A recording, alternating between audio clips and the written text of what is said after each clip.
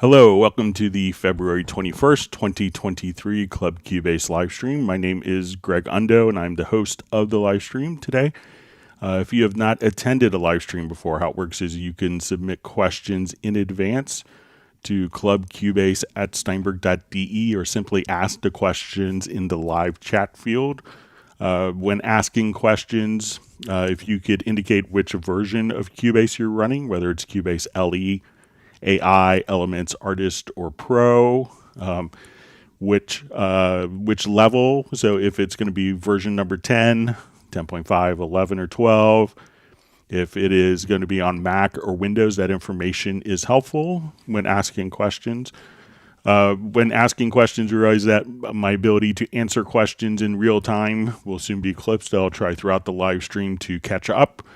So if you don't see an immediate response to your questions, if we could refrain from asking the same question over and over again, it just kind of slows down the whole process. That would be appreciated.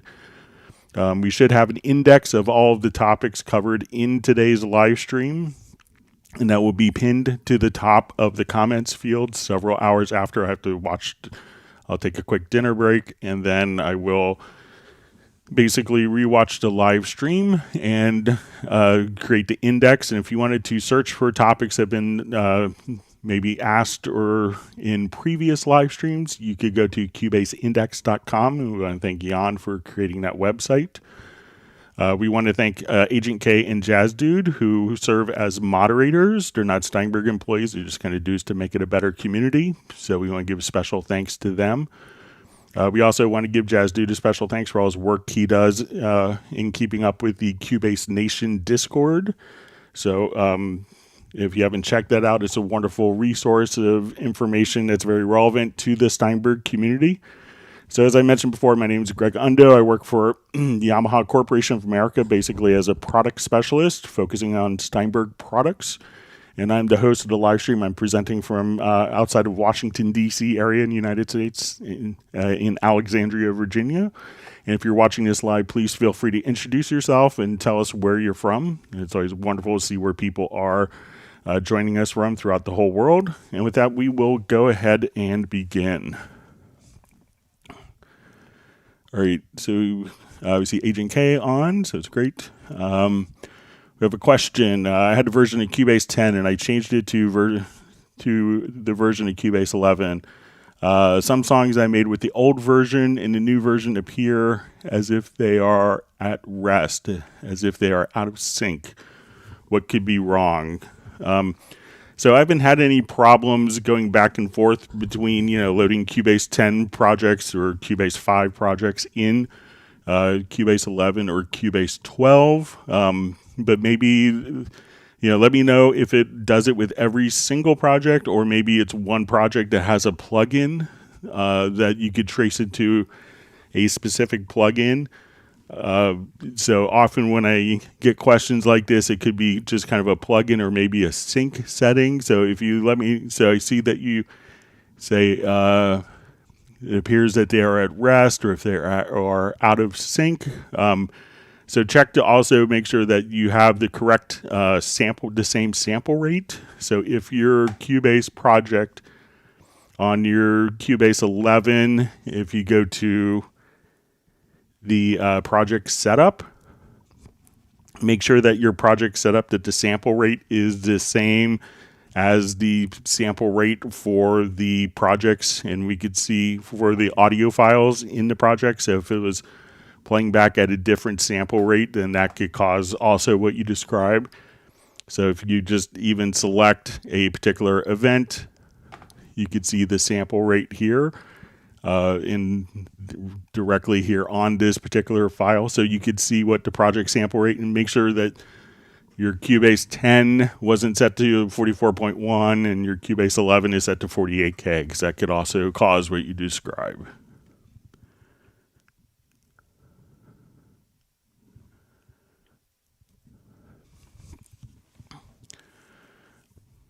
All right. All right, so we see a question. Hey, Greg, wondering if you've had that in-person meeting with Steinberg. I think you mentioned a few weeks ago what they had to say about the local undo and key editor. So I did mention it to them. in a quick meeting that was on, and they're kind of looking into it. So, but I wouldn't expect it in like a 12.051 or something like that. So don't have any information to share, unfortunately. So, but I'll make sure to kind of keep bringing it up. Okay, wonderful to see Millard Brown back. It looks like he's having a problem with his chord track. Says, what did I do? I was in the chord track adding some tensions to a chord. I hit right arrow to get to the next chord and got a dialogue, 45,000 progressions found, 31 minutes remaining. I hit the abort key as the number of progressions was rapidly escalating. So let's see if I could create that. So I don't think that's ever happened to me. But we'll say I'll just do some.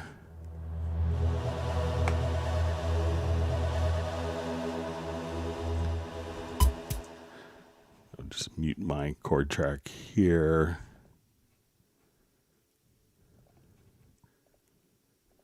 Okay, so I don't hit the right arrow, so I'm not sure if you hit the right arrow or if you are just hitting like the plus sign. So let's say if we do some more different tensions on the chord. So I know that we could use the left arrow to navigate back. Okay, see the right arrow here. But as I kind of just add all sorts of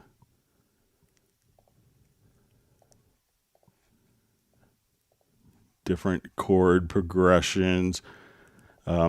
So I'm not sure if you had the chord assistant maybe figured out, or if you were in this editor. So if you go to the chord assistant, I'm not sure if you had like circle of fifths activated, or if you were doing it from this window, but I've never seen that. I'm sorry it happened to you. But if you have a project that's doing it on, if you want to share it to me, Millard, you could send it to clubcubase@steinberg.de. So it must have been strange to see. All right. You got into the matrix of every possible new chord progression. All right. Wonderful to see Razel from Denmark.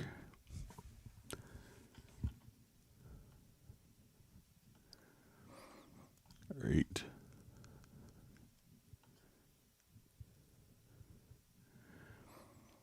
All right, so we see from DDP Music, upgraded to Cubase 12 Pro and the Steinberg Download Assistant. I have the option to install everything again, Hallians, Groove Agent, etc. I have Absolute 5.2. Does it show what I really need to update? So a lot of times if we come over to your, like let's say if I go to my Absolute 6, which I don't have everything. So if I go to... we'll go to, let's say, VST instruments and plugins. And let's say, okay, I see that I have a number of these installed. I have some I even kind of installed separately, not from here. But when I go to Absolute 6, it actually shows me what content was installed from the previous installation and what content isn't. So when you go to Cubase, you'd want to have like the host application, realize that the instruments have been updated as well. And the thing in version 12 that was also added was the Verve sound set. So, but if you wanted to just make sure you have the latest Cubase version, and all the instruments will need to be updated from Cubase 11. And I think we'll see some stuff in the future where that may be more obvious. All right, it's wonderful to see Tron from Norway and Jazz Dude checking in.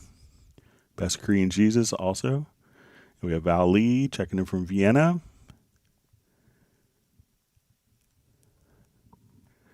All right, so Tron, it was number 9 on hitting the like button.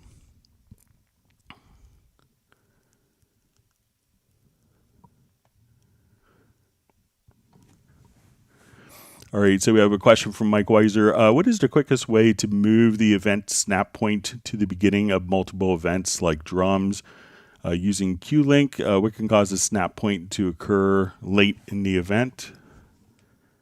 All right, so let's open up a project here.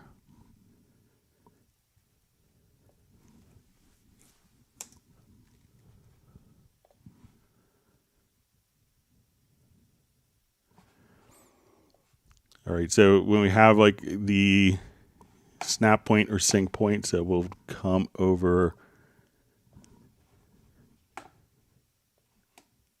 and we'll see our snap point here. So now if I wanted to, to have that as my snap point as opposed to the beginning of the event, we could do it there. So let me just adjust my snap point here on different tracks at different locations.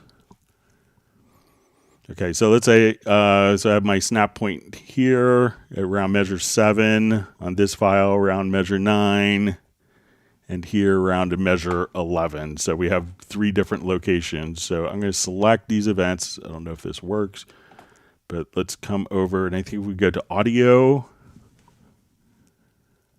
We can say snap point to cursor.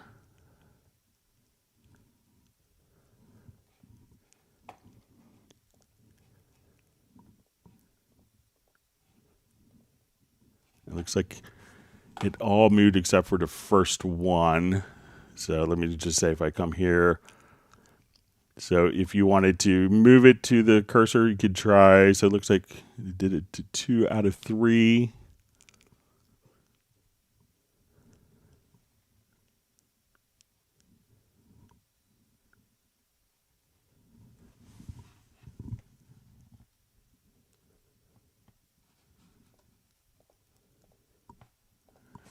So try just, if you have your snap points in different areas. So it could be that maybe you accidentally hit the, snap point to cursor here, and that may have moved the snap points. But now if I wanted those to move to the cursor, just go to audio and choose snap point to cursor, and then that will move it to the beginning.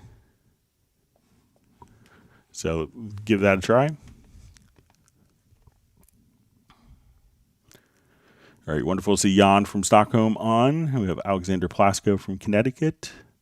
He's back for more Cubase refresher goodness. We have Benny from Sweden, and we're glad to see that Benny is feeling better.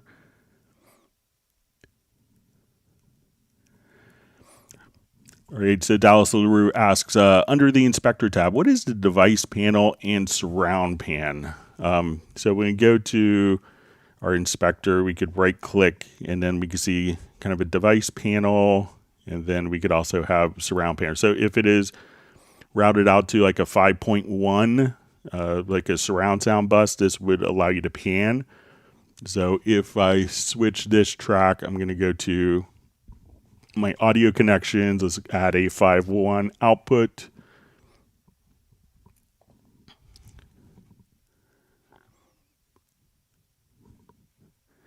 Then I'm going to take this track and route it out to that 5.1 output.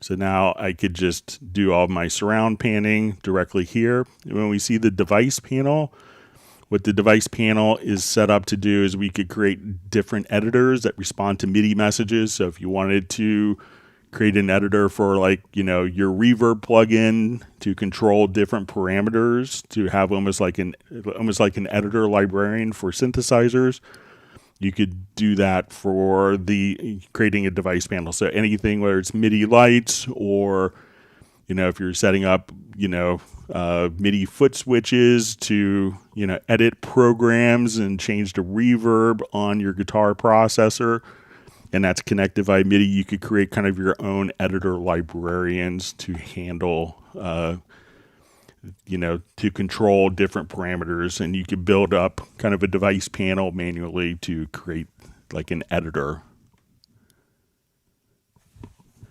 All right, we have Uno Memento checking in from Finland. Steve Thompson checking in from Glenville, New York. Thanks for joining us. Sable Winters from Bay Area. All right, and we have PETA saying hey from Austin, Texas. All right, we have Soren in Sweden.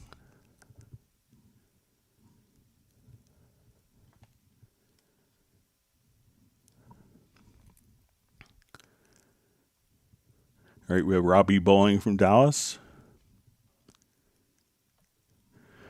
All right, so we have from Patrick. He had asked, happy to be on live today. Greg, on previous live question, the making all take line as a single audio track. So we came up with a macro to do this. So let's say I have all of these different audio events here.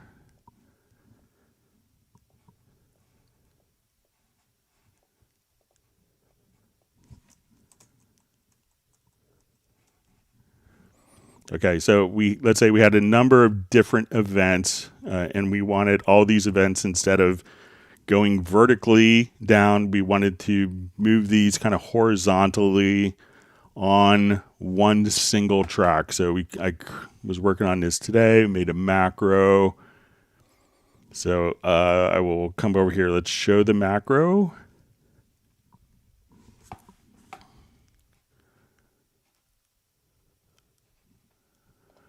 Okay, so the macro I made was transport, locate next event, edit, move events to selected track. We're going to navigate right twice. We're going to transport. We're going to nudge one bar.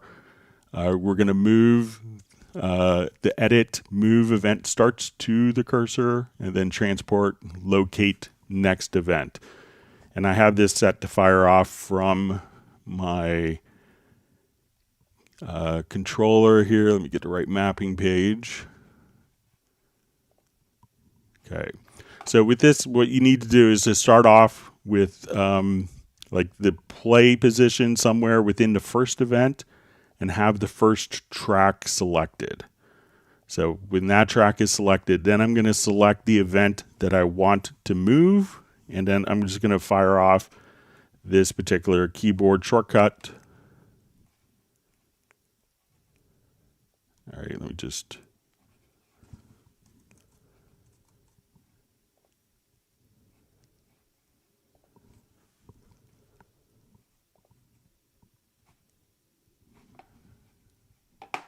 All right, I had this working right before. Let me just...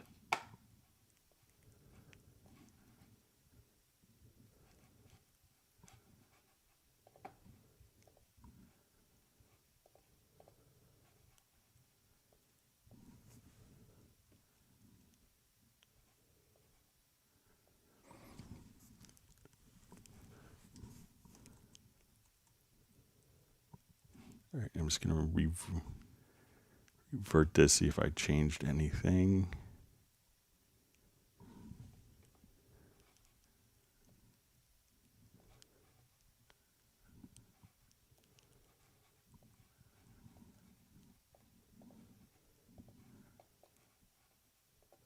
Okay, so we'll have this track selected. All right, so now that we've done that, I'm going to hit this. I'm going to select this event, but this track is still selected, and we see my cursor position. So just select the event.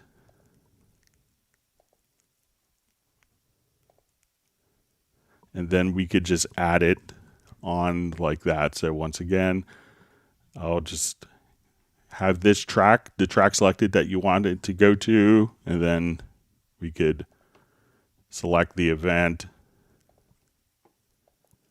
and then at that point move it over, and just to see that macro again,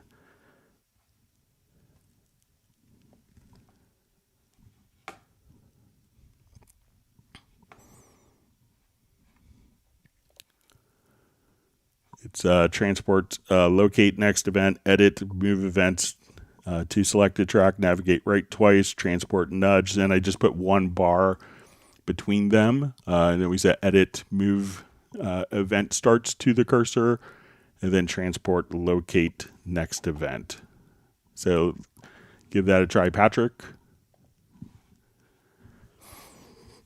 And I saw Soren's comment about seeing VST live today. So sorry, we had a holiday in the U.S. yesterday for President's Day, so I forgot to get my download of it, but I will have it for Friday. I apologize, Soren. And if you want to send me a brain cramp email reminder, sorry, I just didn't get that one. All right, so we have Detlef checking in from Dusseldorf. Thanks for joining us. And see Robbie Bowling from Dallas. And Jazz Dude's pointing out that you can now do the 30-day trial version of Hallion 7. All right, we have Stefan from Sweden. We have Paul Grooveside saying hi.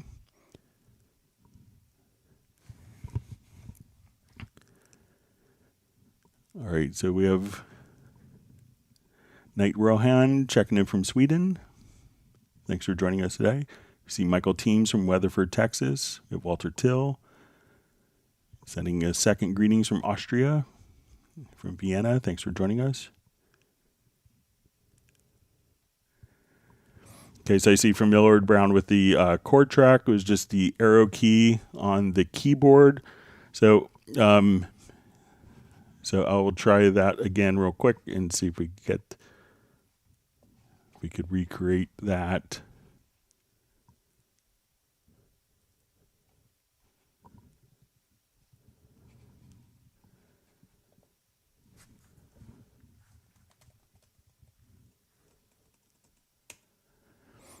Yeah, so when adding, I always will just come over here, it'll say plus, and that will put it onto like the next snap value.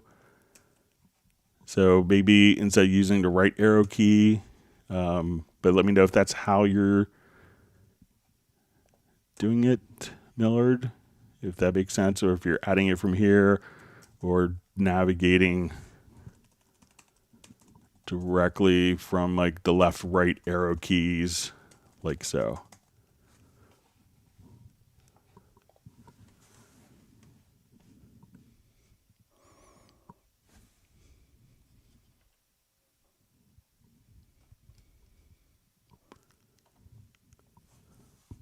See, Michael Teams wants people to whack the like button.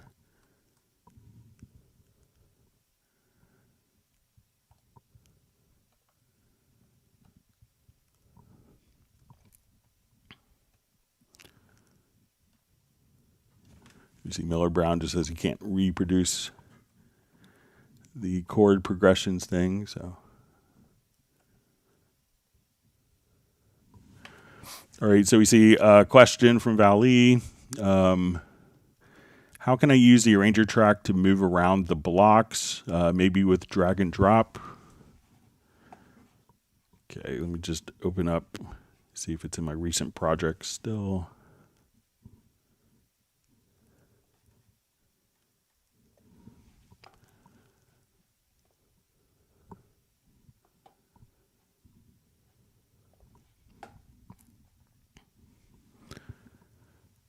All right, so we have an arranger track here in this particular project. All right.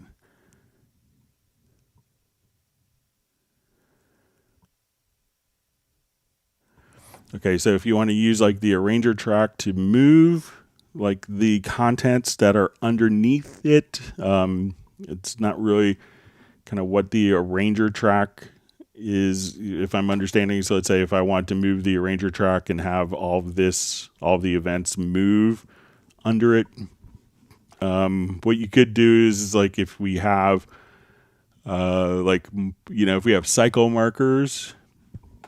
So let's say if we have markers, I could come to, and with my range selection tool, I could double click between two markers and then move kind of an entire section, but the arranger track itself doesn't move the events.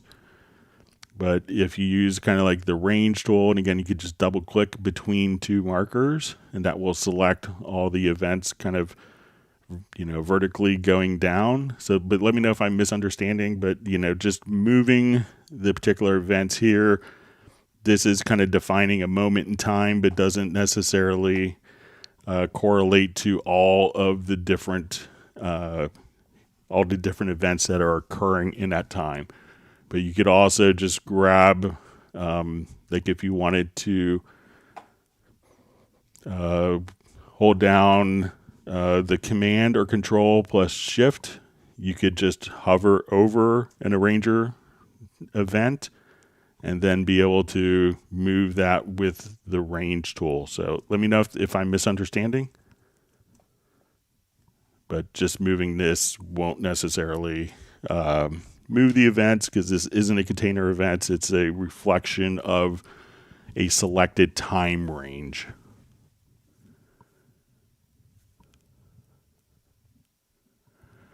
All right, so Patrick had asked, Greg, how to select notes inside Key Editor with MIDI Logical Editor. It says 30-second notes, which is the pick I had sent. So it looked like from the picture you'd sent, it was like every other note that was a 30-second note. So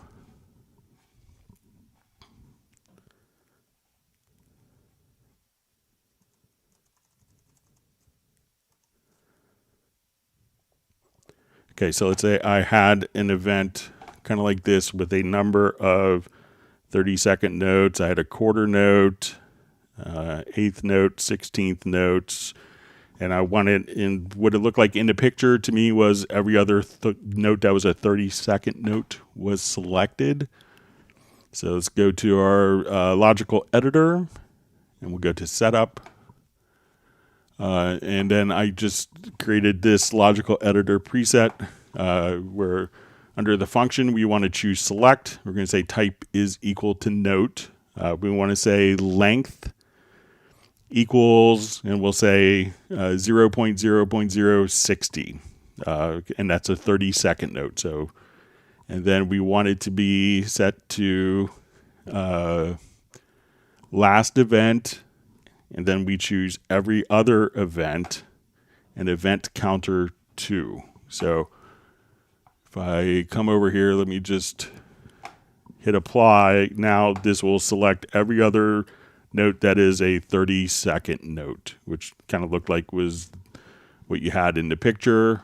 So I come over here, then every other 30-second note is selected. And if I wanted every third 30-second note to be selected, I would just enter in 3, and then every third 30-second note would be selected.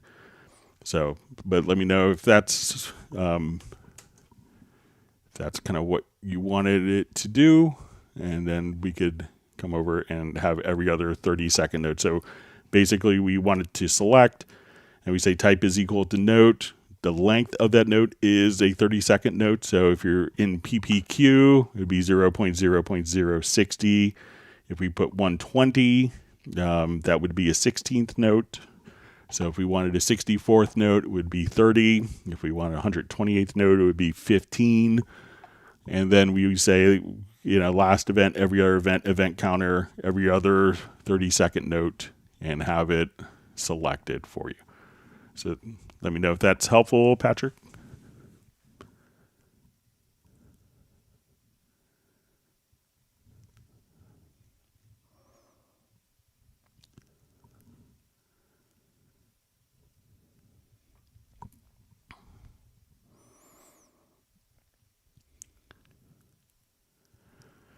All right, so we see question. Hello, Greg. Can you please show how I can apply crossfades to selected events and also fade in and fade out with just a shortcut?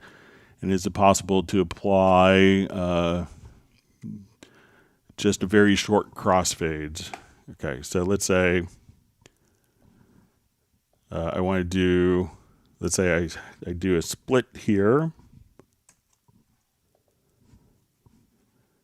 I'm going to move my cursor here. Let's hit Alt X, and I've done a split. So if I wanted to select these events and hit X, and now we will zoom in, we can see that it's done just a very short crossfade between the different events.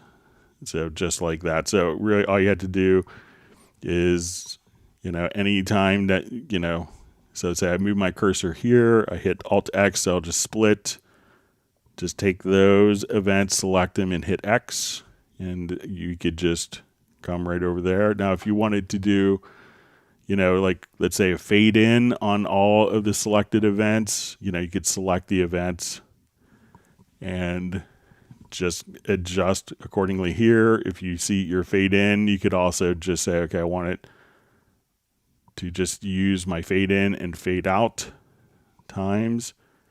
So we say, okay, let's just come over here. I could adjust the fade out on him or the fade in.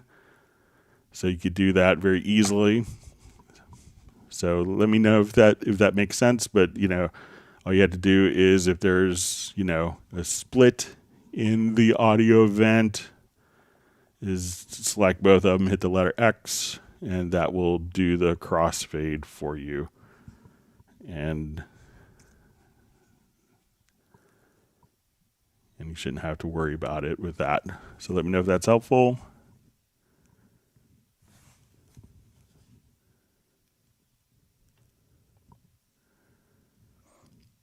I see Michael Team's ice cream distribution has begun.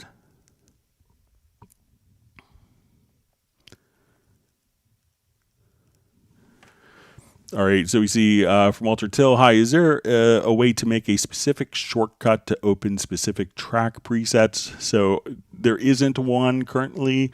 What a lot of people do is just come over here and just say, okay, I want to go to media, and then we can say, okay, I want to go to user presets, track presets, and now you could just kind of drag and drop.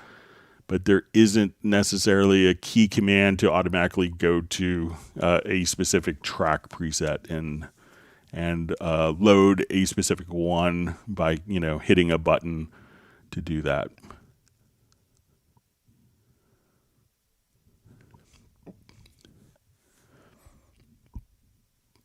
All right, so Patrick asks, Greg, show us how to accurately automate reverbs on tracks. I have two different reverbs. Can I automate both at the same time?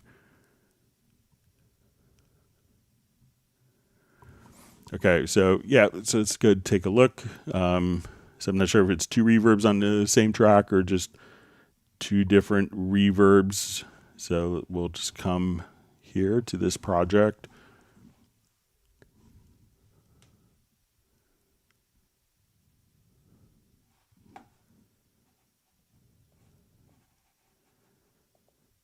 Okay, so let's say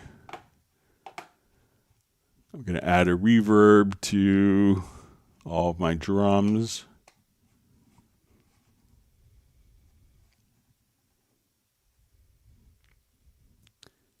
All right, and I'll just add two reverbs, and we'll put like a short and a long.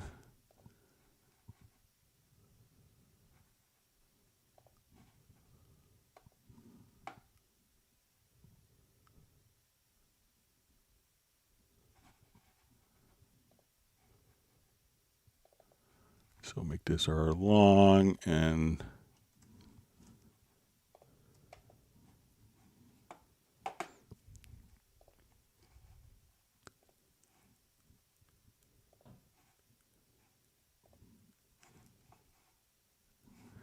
okay, so now we have two different reverbs.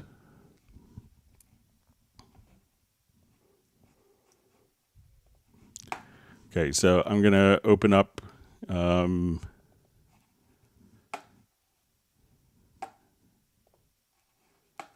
this particular track, and let's go to like maybe the MIDI remote.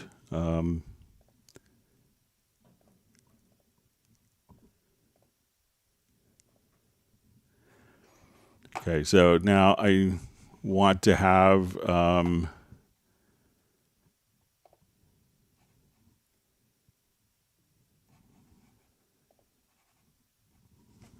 let's say I'll just come over to my Choy Sauce controller. Okay, so let's say I want to come to this, I want to say selected track. And then we will say, okay, instead of using quick control, I want to go to the send slots, and we'll say send one level, and I'm going to apply it to the mapping of my choice OS controller. And then let's make send slot to level for here, and we'll assign that. So now as I play back,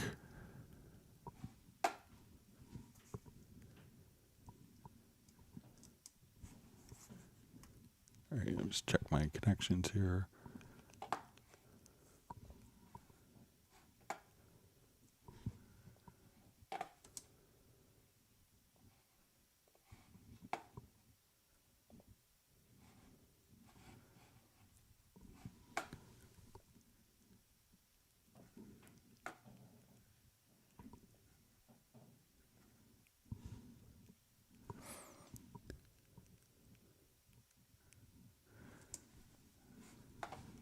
All right, so, but now as I move, my two faders here, let's say I go to my MIDI remote, whatever channel I'm on, we could just have the particular, those two faders controlling. And if I wanted to select multiple tracks, and let's say we go to our mix console here and look at our sends, we could just do it for the selected track just like that. So whatever track that you're on, we could just have two different reverbs. Let me just try to restart the project so we get the playback.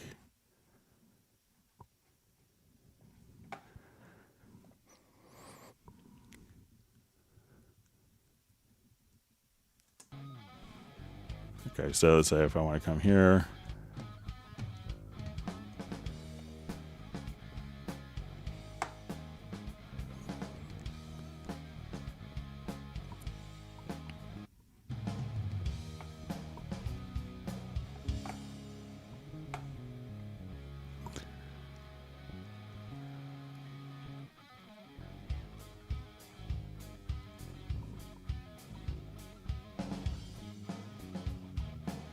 All right, so I'll make this like a plate.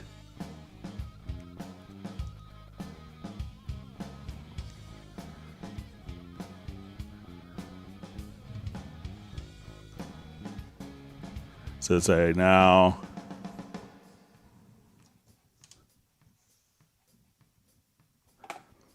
we'll come over to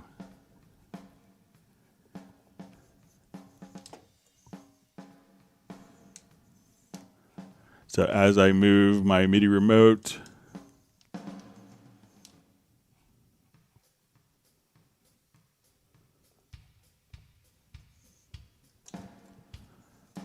and to automate that, all you have to do is just click on the W.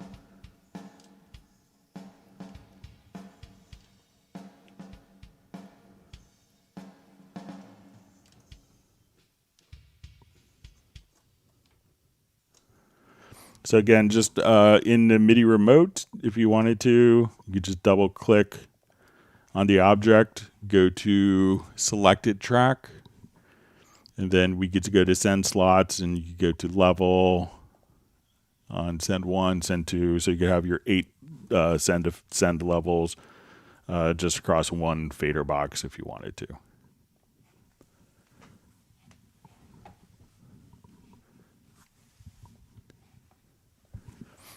All right, thanks for your question, Patrick. All right.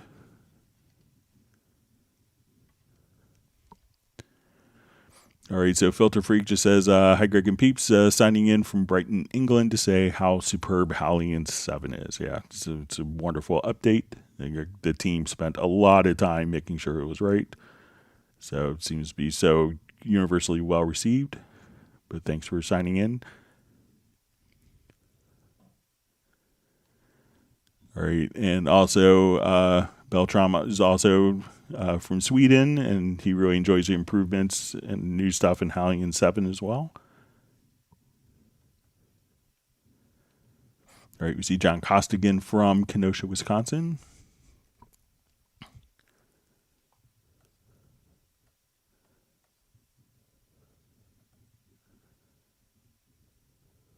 Chatfield just jumped on me.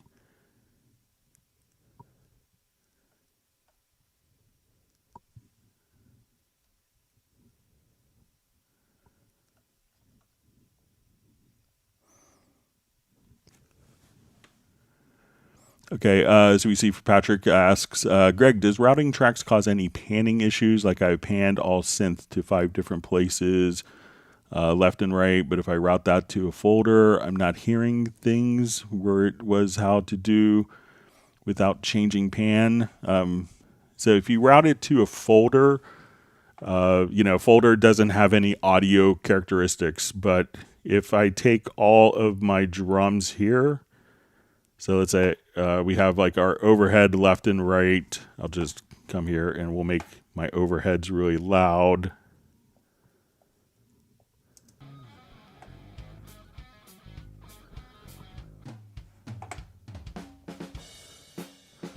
Now, if all of these are sent to like a mono group, so if you have it sent to like a mono group, often when I hear this,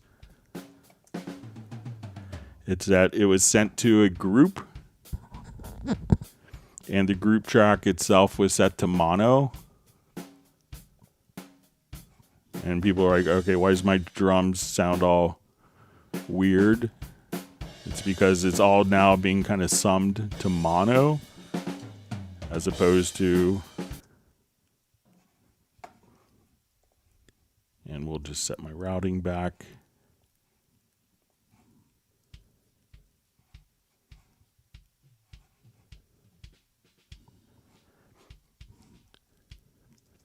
So at that point, we could have all of the tracks. So make sure that it's not being sent to a mono source or like to a mono group that would kind of cause what you're describing, Patrick.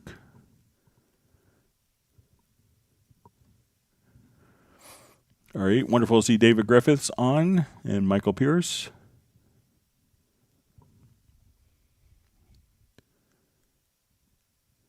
All right, so we see from PZ136, 45 likes and a million thanks. Hi, y'all. So thanks for joining us. Glad you can make it.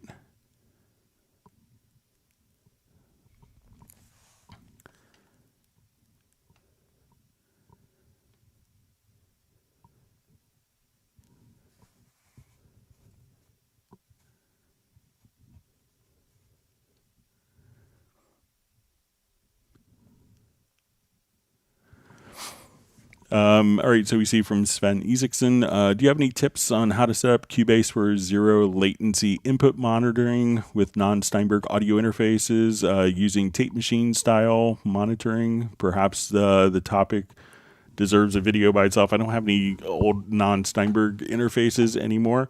But, most of the time, if it's a non-Steinberg interface or other interfaces, it's not limited to being a Steinberg interface where and we want to go to, let's say, our audio connections, and let's say we have an input defined here from my UR24C, and I go to add a track. That when we go to add an audio track, and we'll set it up for mono in 1. That we have kind of our hardware DSP settings that are integrated here.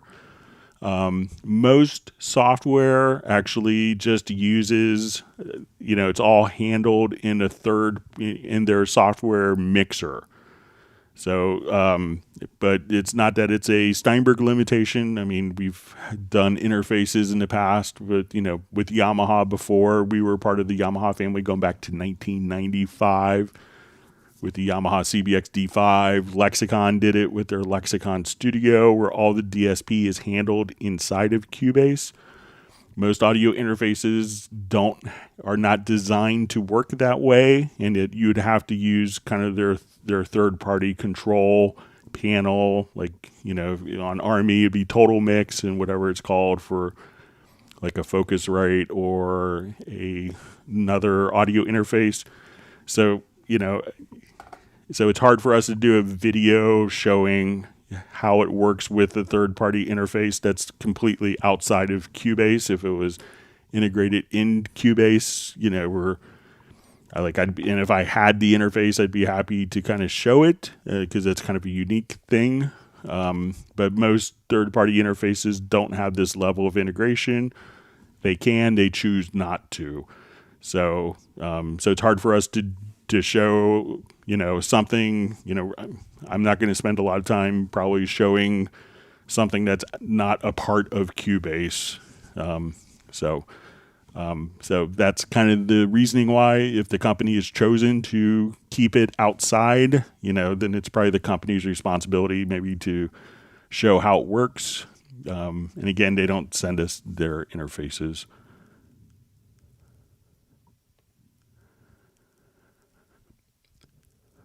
All right, so we see how can I edit a song? So, if you want to do like basic editing, so I'm not sure what exact type of edits. There's thousands of different types of edits, but if you wanted to come in, you could right mouse click or select tools from the top here. So if you wanted to cut, if you want to erase, if you want to cut and move, hold down the Alt or Option key. If you wanted to grab like the range tool and say, okay, I wanted to get rid of that, I could just hit the delete key.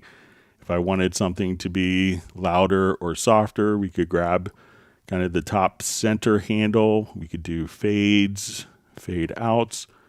But if there's a specific type of edit that you want us to show, just let us know. But once to get started, just kind of use the tools. If you don't want to hear it, click on it with the X tool. If you wanted to draw volume changes in, we could just do it directly with the pencil tool as well.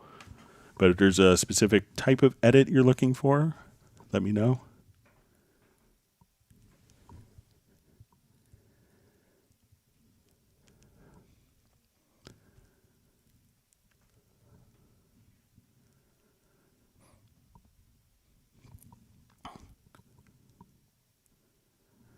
All right. All right, so we see David M. checking in from Liverpool, who indicates that his wife thinks these Hangouts are on 4 times a week. That would be a busy week for me.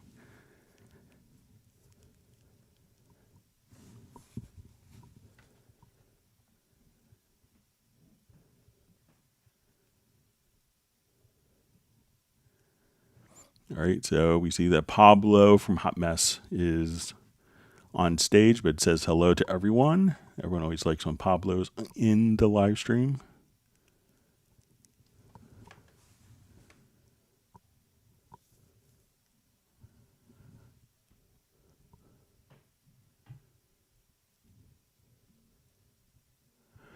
All right, so we have a question from Noah. Is it possible to use expression map attribute or direction, and by choosing the notes and giving them different articulation, they be sent out to different audio outputs? For example, I'm in first violin, they are playing as long notes. The long notes will be sent to outputs 1 and 2. And then I will switch the articulation in the same track using the expression map to staccato, and the note staccato will be sent to different output like 3 and 4. So the expression maps don't really do that. The expression maps are designed to switch between the different articulations and how the articulations are handled within the instrument, and the routings within the instrument is kind of up to how the instrument distributes that, and it's kind of independent of Cubase. So it's going to be really dependent upon whatever instrument that you're using. So you could have different samples, like in Hallian, go to different outputs. I would say that most like orchestral instruments won't do that by default, but if you should be able to go within the sampler and set, particular samples to different outputs, but it's not necessarily a function of the expression map. So the expression map will switch, and how the instrument itself distributes those notes to the different outputs is kind of out of Cubase's realm, and that's just going to be handled by the instrument itself.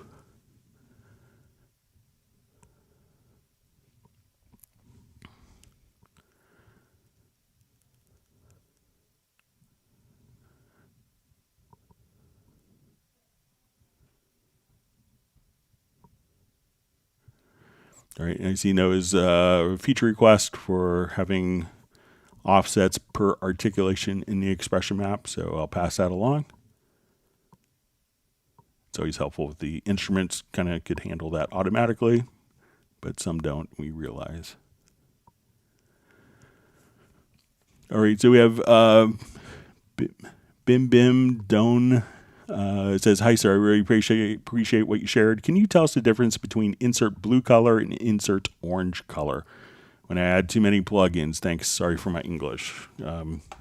Whatever your native language is, you speak English much better than I speak any other language. So when we see different color inserts, these mean that, and we see this little dividing line, that we will have pre-fader. So if we wanted this to occur, so let's say if we added a compressor here, so this will be set to kind of, so we have to have like one. So let's say if I come here, that this will be, set to pre-fader. And if we wanted to have this be post-fader, at this point we actually see the orange color. So when we see this means that it's post fader. What does post fader mean? So let's say I'm just going to take this bass and let's do something a little more obvious.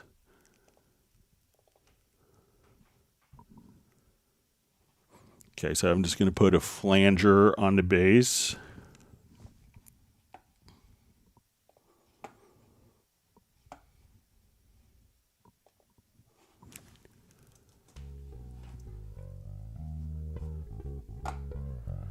All right, so now, as I adjust a fader, that sends the amount. The fader will send the amount, but if it's post fader, let's say we'll come here, kind of wherever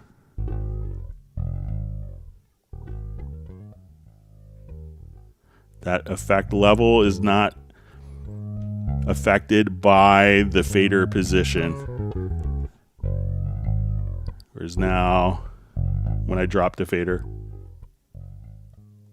it's feeding kind of less signal into it. So it's just pre and post fader inserts. That's what the different colors represent. All right, wonderful to see Tim Weinheimer from Mission Viejo, California. Thanks for joining.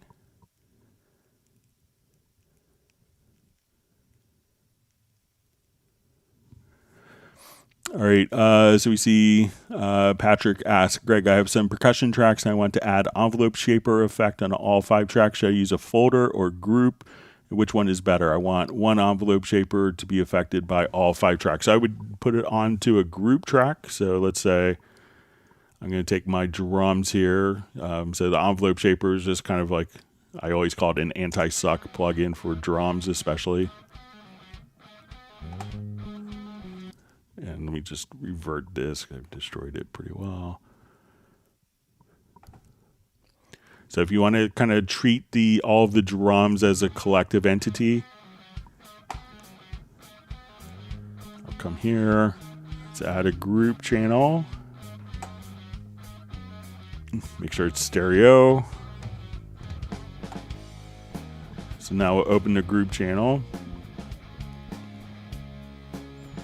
And you could also run this directly from the channel strip as well.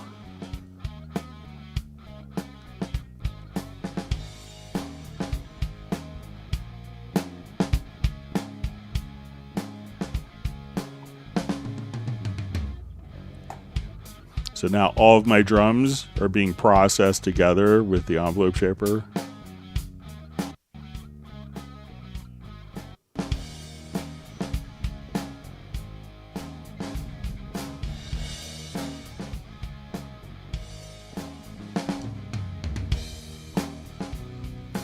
So this allows you to get more attack and length and release on different sources. So yeah, definitely so fantastic on drums, but just simply, put it onto a group is what I would suggest, Patrick.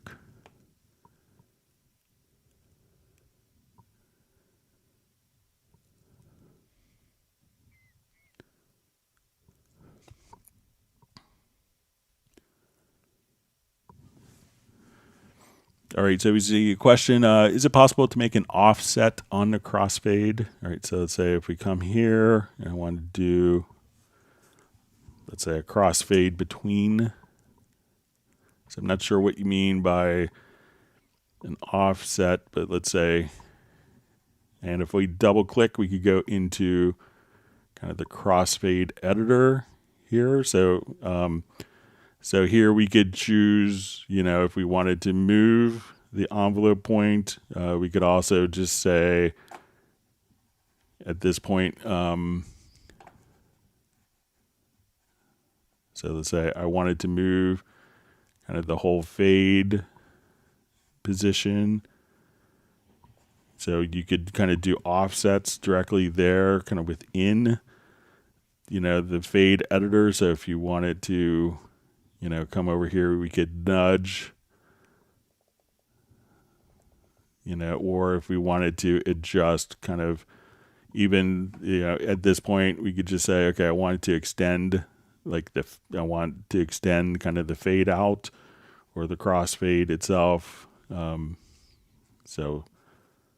let me know if that's what you mean by offset.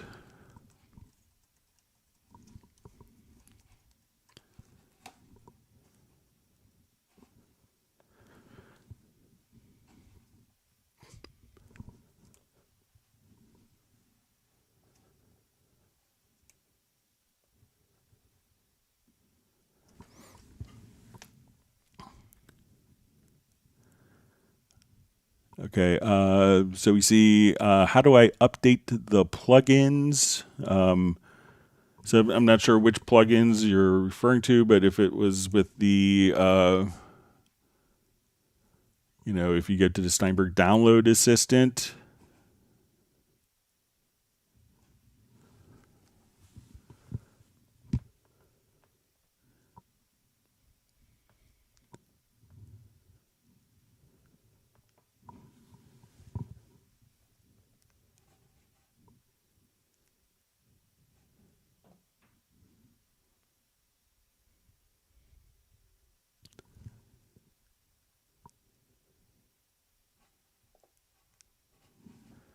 so, any of so I'm not sure which plugins you want, but if it's a Steinberg plugin, pretty much all of the different plugins you could see here. So if you wanted like different VST instruments, you could select from your Steinberg Download Assistant and be able to kind of have access to all those. But if you're like inside of Cubase and you wanted to update like your Cubase 12 plugins, you can see kind of all the plugins, and we can see like some of the instruments that are available that, you could just update it directly from like the host program area, and all the plugins that come with it can be updated directly from there.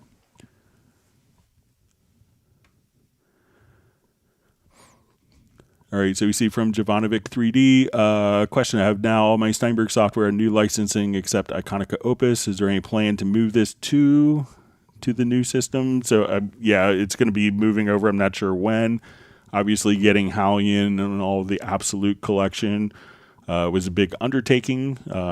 So I haven't heard an official date, but I would think that's going to be coming pretty soon. But I'll see if I could get a definitive time frame. But yeah, so just about 13 months of introducing the licensing system. Probably 95% of all the titles have migrated over to the new Steinberg licensing.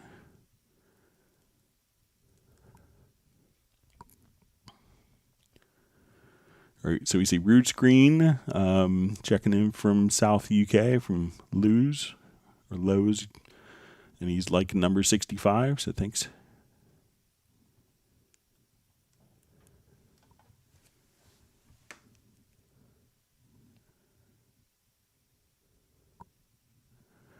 All right, so we see a question. When I quantize multi-track drums with the free warp tool, sometimes the sound of the snare drum, for example, changes drastically, even though the region I have gated is very small, like an eighth note, and the displacement is even smaller.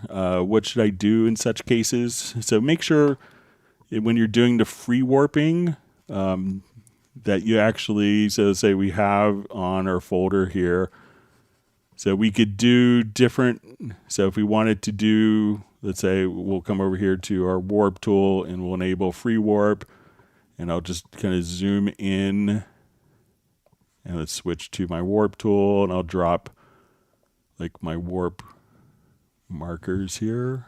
We just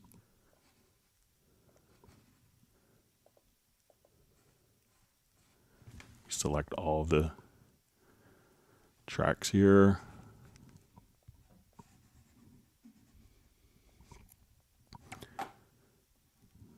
All right, so say I dropped in some warp markers.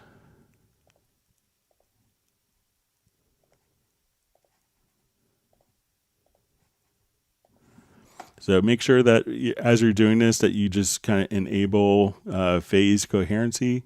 And you may get like, a little message. So you see this little icon here. So make sure that when you're doing the audio warping on multiple tracks, that you are doing phase coherency.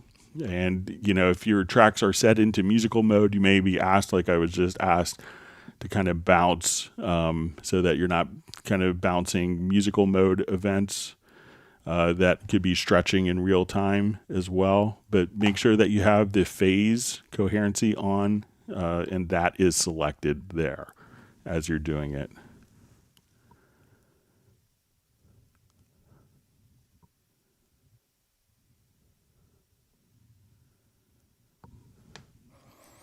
All right, so you see from Patrick, it's wonderful, Greg, that you mentioned for the other notes too, you're really interested in teaching thing. It's a blessing to learn from you. Thank you once again, Greg. So you're welcome. I'm just glad to be able to help people.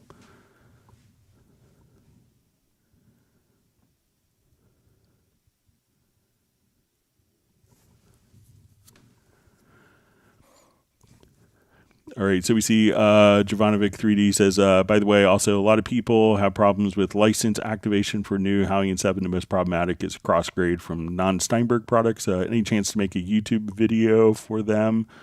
I'll see if we could do it, but, I think the cross-grade, is just, once you have provided proof of eligibility that it is just a normal install, because it's not necessarily checking the licensing. But I'll check with the team to see if I can get I may have to create my Steinberg account to create a video for it. But if you want to send me like a link where maybe people are having problems, then I could, if I'm going to do a video, I could, make sure to address all of their concerns and needs. All right, wonderful to see Nick on. Hope you're enjoying your Halion 7 and Absolute 6.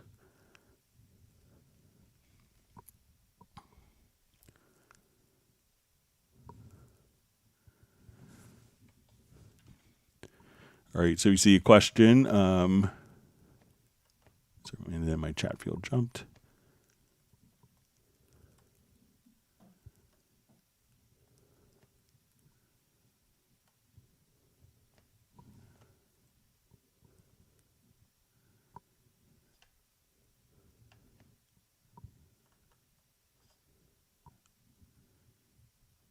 Okay, so... All right, so we see a question. How can I monitor input signal when I set my global meter position to input and adjust pre-gain? It doesn't change nothing. Need this for my gain staging process. So if you're, want to monitor the input signal when you set your global meter position to input and adjust pre-gain, it doesn't change anything. So what I would do is make sure that when you go into the mixer that you have inputs turned on, and then you could adjust the gain on input stage right here. So if you wanted to add or take away gain to adjust kind of the recording level, you could do it directly from the input channels here. And but when you're seeing this, and depending on, you could have, let's say if we have our input is going, like mono in 3 is going into this track, depending on your audio interface, and if you're using direct monitoring, that may also have an impact, but try to come over here, select your audio interface, and then if you could enable direct monitoring on your interface or toggle that, that may set a difference, but you could attenuate and add gain directly here from the input channels. So that would probably be a good approach to doing it.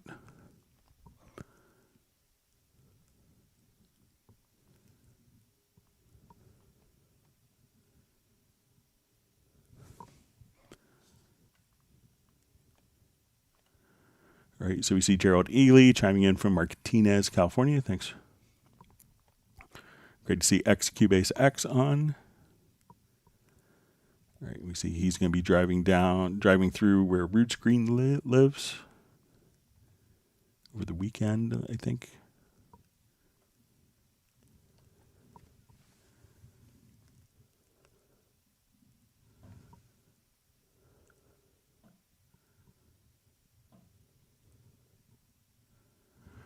All right, so we see it says I may ask you this again because I have to go, but in Hallian 6, how do I remove macros when they are multi-stacked on one instrument to a single out a macro? So I don't have Hallian 6 anymore in my system, so I just have it set to Hallian 7, but we'll take a look at it, see.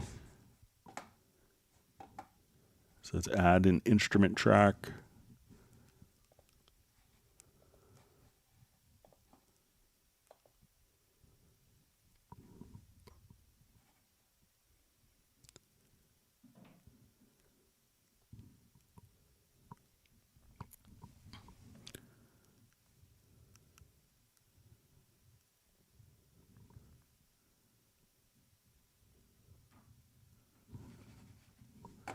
All right, so I'm not sure if you have like it set up for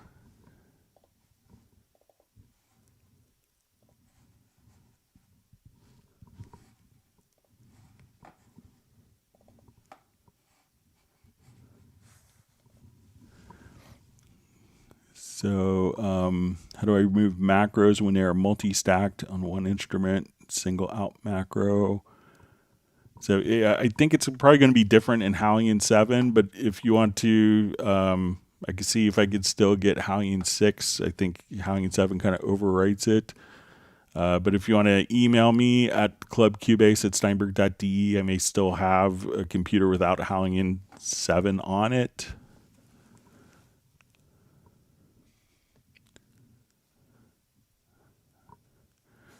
Okay, so you see question, Greg, can you please help me solve a problem with the video window in Cubase 12 Pro on PC? It's a PC built for studio use with 64 gigs of RAM and powerful processor.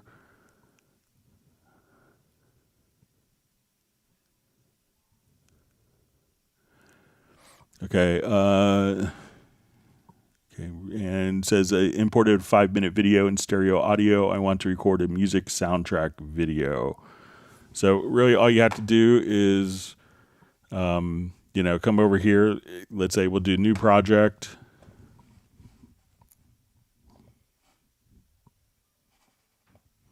We will add a video track, or we could just come right over here. Let's import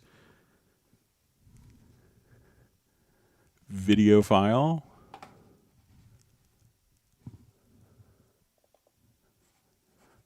Okay, so now I have my video file with, and if I hit F8, that will open up my video window. So as we play. At Steinberg, we are a large family of... So now we can see kind of our videos. Now any, loops or anything that I do. So I'm not sure if there's a problem with your video playing back, but if you just want to, compose for it, you could, at this point, just come over and say, okay, I want to go to, new. Let's just open up like an FM lab.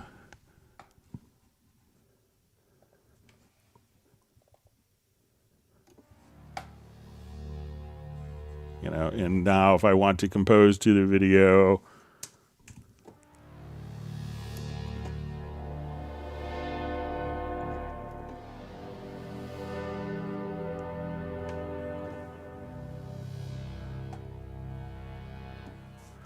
All right, so now we have that done. We have our soundtrack. I'm the world's worst composer. All right. And now when I come over here, could just export video, and then that would export like all of my audio, all of my virtual instruments, and embed it directly into the video track. But let me know if you're having a problem just with the video itself, if the video is not opening up, because with video, you may have to make sure that you have the right codec and container type. There's certain combinations that will work, and there's about 14 zillion different video codecs, and a lot of them are pretty non-standard, but that's kind of what you would do to record music if you want to do like a soundtrack to that.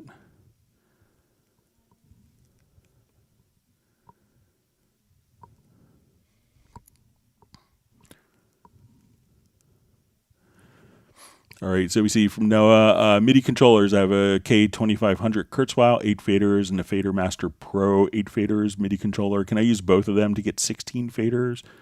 And where do I set them up? Cubase 11 Pro, thank you. So you could do it in a couple, if you wanted them to, do different functions. You could set it up first off as like a MIDI remote. So like I have a Korg Nano control, and I have a Choice 100 controller. So let's say I have these set up, so I could have multiple controllers at once, and they could be configured to do, nearly any function. So if you just double click on a particular button, you could now get to a mapping controller, and you could have, all of these, assigned to, thousands of different parameters if you wanted to. If you wanted them to be kind of like, these are channels 1 through 8 and channels 9 through 16 together, you wanted to be able to bank, you could also go to the generic remote and be able to set up, and you could do a MIDI learn and say, okay, I want MIDI learn to do mono, to do this fader, move the fader, capture it, and then you'll see kind of the direct correlation underneath. And then we could just have this set for volume for particular tracks. And so you could have it, and then you could also just say, this is 1 through 16, 17 through 32, 33 through 48, etc. So you could have kind of different banks configured directly there. So, but you could set it up, either as in the MIDI remote in Cubase 12, or in earlier versions using the generic remote. And to add the generic remote, you could come over to your studio to studio setup, and then click on the plus and add a generic remote right there. So you could definitely use both of them together. So I have my CC121, a Korg Nano control, the Choice controller. I have those all working. And on my personal studio computer, I have a Roland 880 controller that has faders and sliders. I use all of them concurrently together.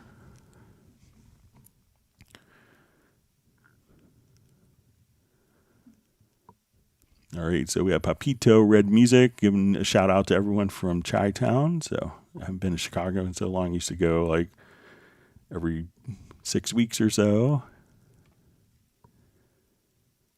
You see Gerald Ely says, using the MIDI logical editor, select every other note is useful for me. Great tip. Yeah, so especially with like hi-hats and being able to take like velocity down.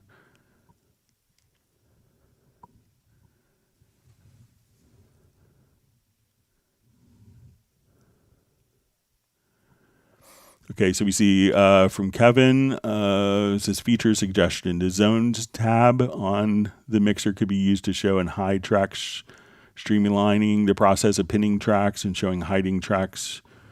No need for the 2 tabs. All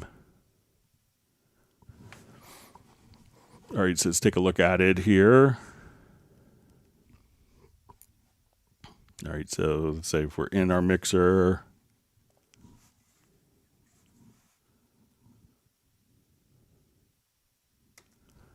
All right, so we see probably just the kind of the channel visibility, and for the zones that, I guess the feature request is that this could all be kind of done as one. So I think that these were kind of implemented at different times, which may be why, and sometimes when something is first introduced and then you introduce something else, you can't really change it, and everyone would complain. I can see where they are. They can be pretty similar and maybe perhaps consolidated, but being able to, have different functions and be able to do that. But I'll pass that along as a feature suggestion. But as kind of features are implemented over time, we can't necessarily take the old way away, and it could be confusing for other people.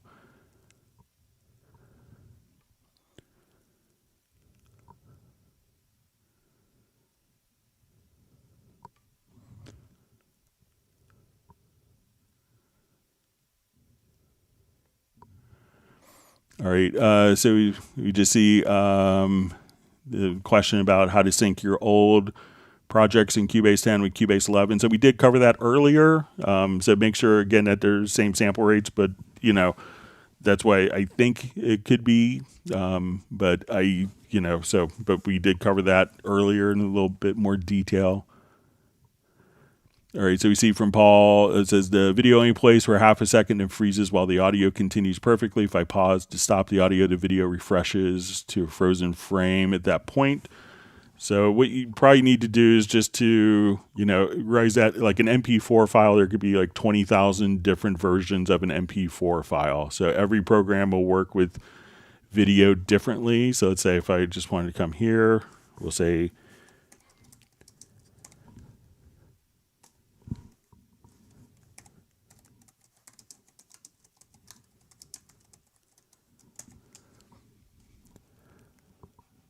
all right, so there is a help article if you go to the Steinberg Help Center.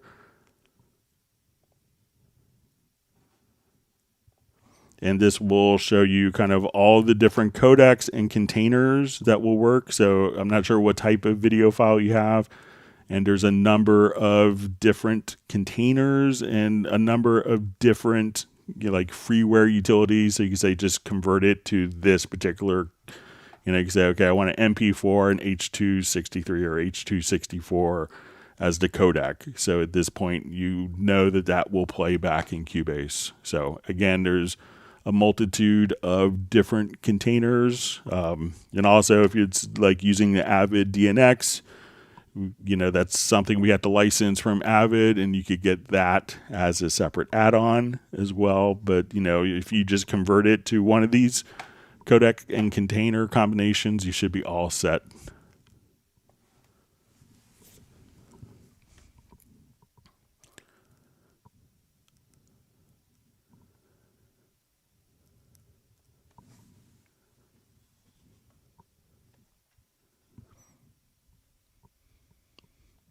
All right, wonderful to see Madge Deeper's on. Thanks for joining us.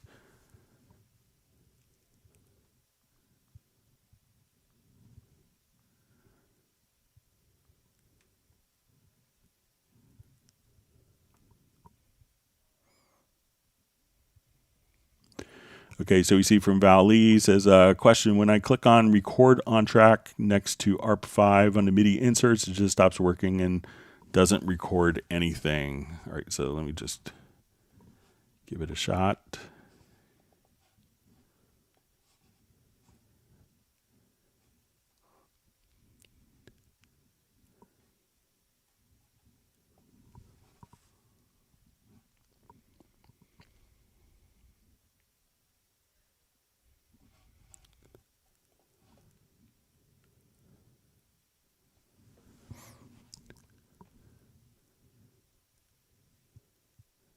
Okay, so let's come over to, I think I may have it already kind of loaded up on here.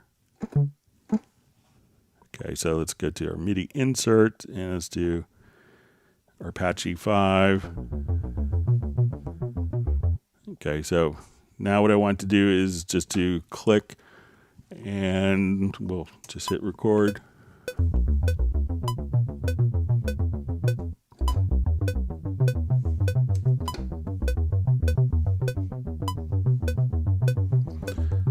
So you have to kind of like, actually hit in record. So what I did is I just held down. So when we look at it, we can see the arpeggio that was generated by the plugin is now kind of carried over without that turned on. And if I just come and record, so I'll erase this. So I'm just going to hold down a chord.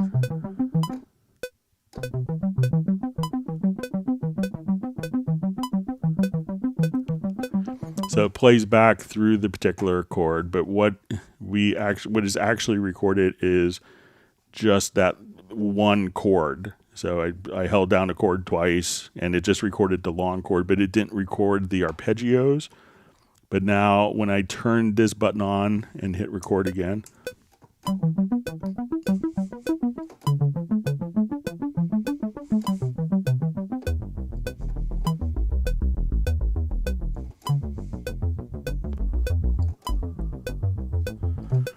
so now it actually recorded kind of the output of the arpeggiator directly into the track. So that's how it's supposed to work. So let me know if it's working differently for you, or if you're like maybe doing it a different way.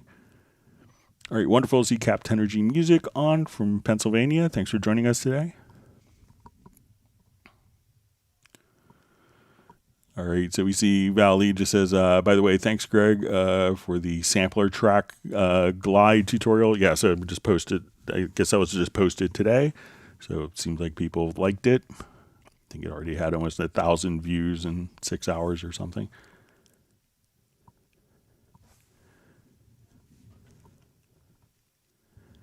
All right, wonderful to see Spike Williams checking in from the Rhondda Valley in Wales, in Treherbert. I'm sure I pronounced that wrong. All right.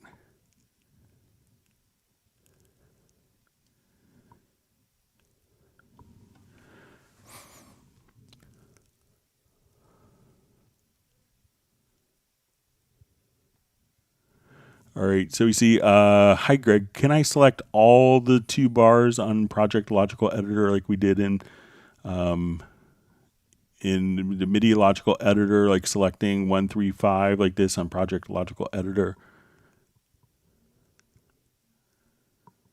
Okay, so let's see. All right, so let's come here. If I want to select 2 bars of the, like, I'm not sure if it's on a selected event or if it's on a part, but let's give it a shot and see if we can do this quickly. So let's get to Project Logical Editor.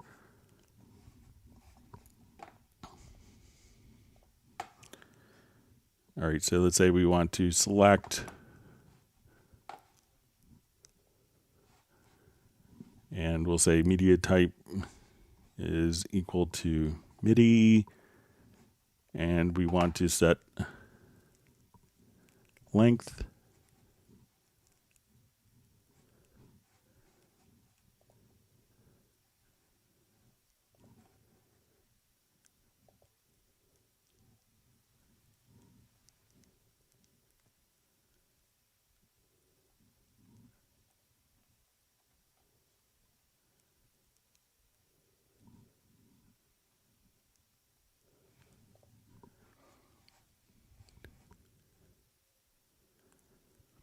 All right, so, and let's say property is selected.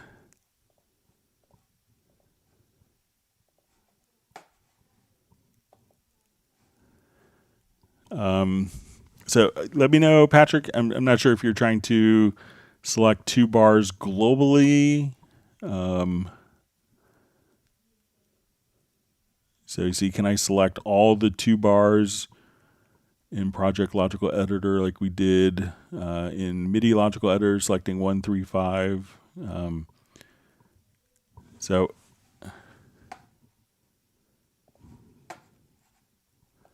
let me see if we have, let's say if we have an event here. So maybe it is, I want to,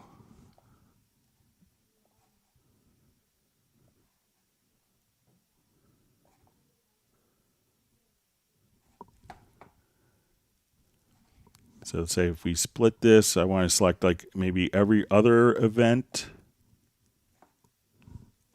All right, let me just. Okay, so let's say we want to do like every other event.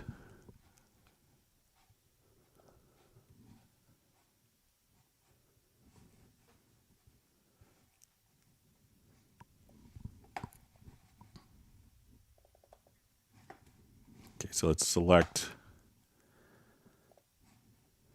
media type. Let's say container type is equal to event.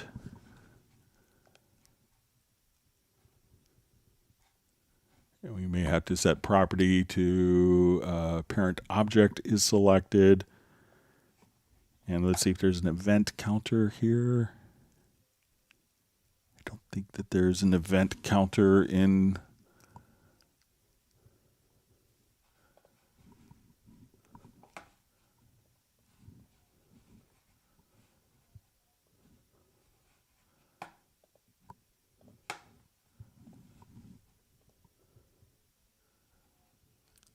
Yeah, so there isn't like an event counter. So if you wanted to select like every other, every other one. So if you wanted to do something like that, there isn't an event counter, I don't think, in the project logical editor.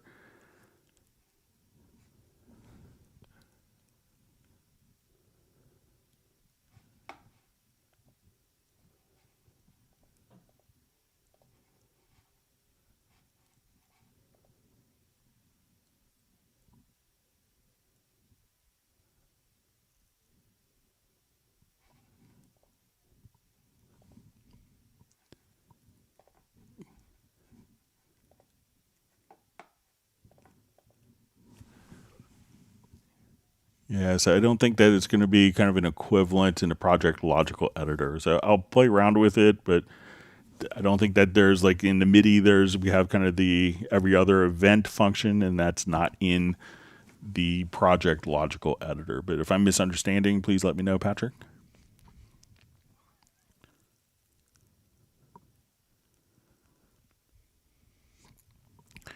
All right, so we see is MPE available on Halion or PadShop? So yeah, they've supported it for years. So since Halion 6 and PadShop were created, so if I wanted to come, let's just add.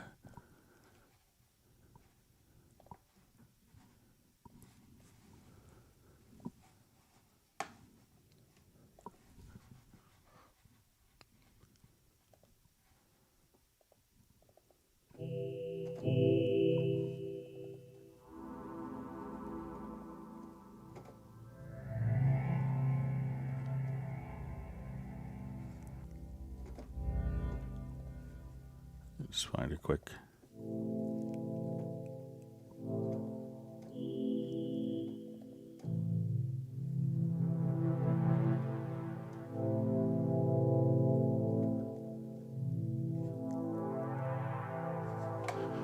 Okay, so let's say I just wanted to record.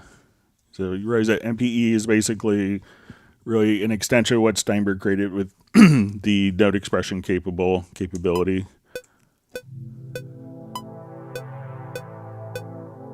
So let's say I just have this.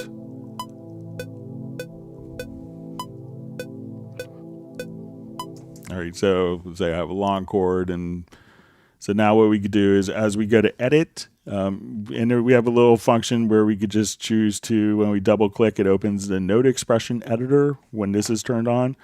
So now I could just double click this note, and let's go to note expression, and I could say I just want it, the tuning of this high note to vary over time. So I'm just going to come here.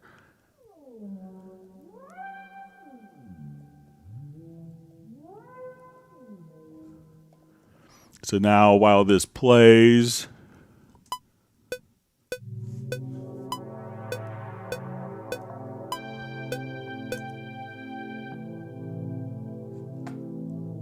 and I would set the grid. Sorry about that. Let me just.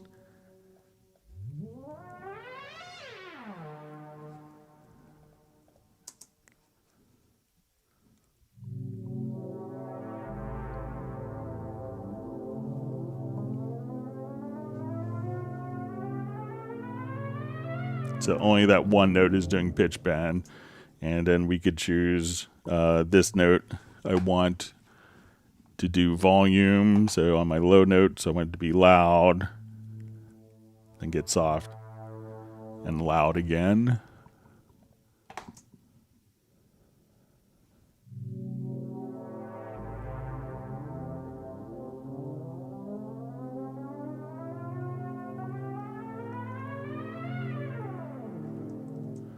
So you could definitely do that on Pad Shop, Halion 6, Halion 7, Retrolog, Groove Agent, etc. So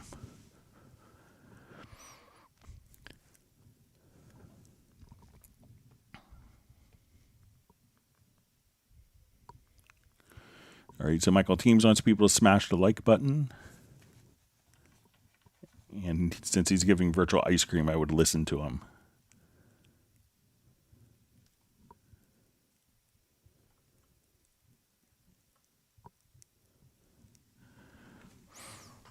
All right, so Patrick asked, Greg, how to gain knowledge by doing or reading? Because if I read Cubase's manual, it'll take 10 days, but if I don't read it, it'll take months to know basic things by our own. So with methods, what do masters do? So I think it's a combination of, realizing to, take small little chunks and figure out exactly what you want to do and learn how to do that one little thing. Learn how to do something else. You don't have to know every single thing in a program. I think learning experientially, like learning by the experience of doing something is really good. And then maybe referring to the documentation when needed, I think is a good combination.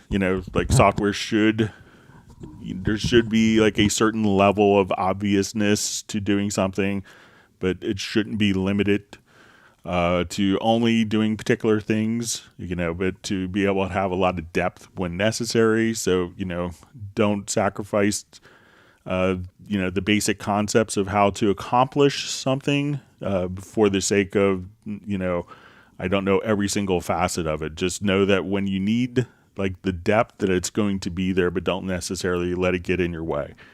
And I think a great way of learning, I could be biased, is, watching other people work, watching people, I think the live streams are a good way because you learn from other people's questions. And I've known like, even, some of the most power users, pre-COVID, I would, like every year I would go to Hans Zimmer's place and, be like, I want to see how you do it because I do it my way. And I've always done it this way. And I want to see how someone else is doing it. I want to see how you do this. I want to see how a hip hop guy would do something just so that I'm not in a rut. So seeing how other people work and learning from other people's questions, I think is a real effective way of getting up to speed quickly. So you don't have to know every single thing in a program.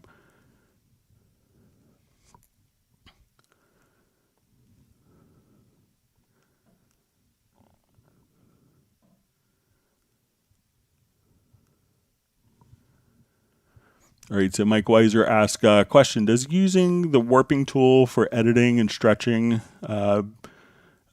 bass cause audio pitch artifacts? I want to try this method because of chopping up and slip editing for next band project. So anytime that you're doing warping, depending on how much you're warping, how much you're moving it, you are doing time compression. So if you're trying to do something that's a big jump, and you're taking a note, over like 4 beats, the note before or after it may be affected by it. So you could do slip editing, but I think that as you kind of work, that you'll notice situations where, okay, the bass player was a little late here, they're a little early, this entrance was just a little bit off, or the drums slowed down, but the bass played in time, but the bass sounds bad because it's not with the drums. And then you could just simply, do different combinations. I would say that I haven't done as much slip editing since like warping on a project window has been implemented. But realize that as you're kind of stretching audio, that you can affect the audio quality of it.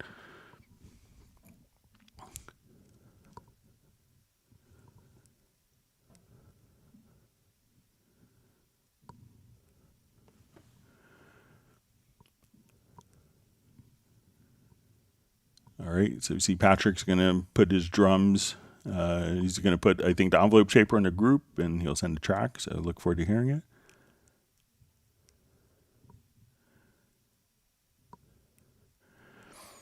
All right, so we see, hi there, my samples are getting squared off in a sampler. Not sure what,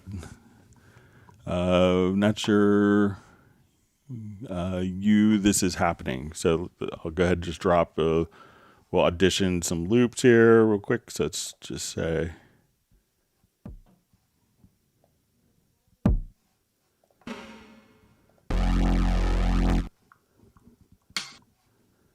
find something a little more musical here.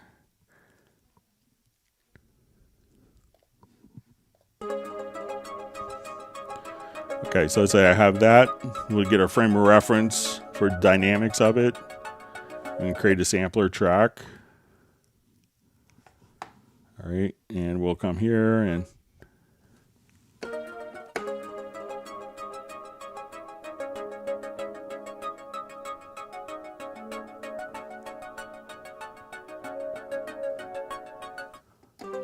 so it kind of sounds the same to me.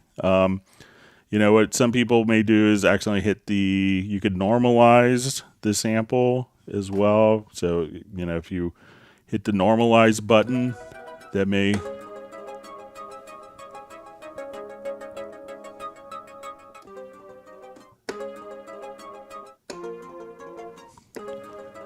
But that kind of sounds the same level to me.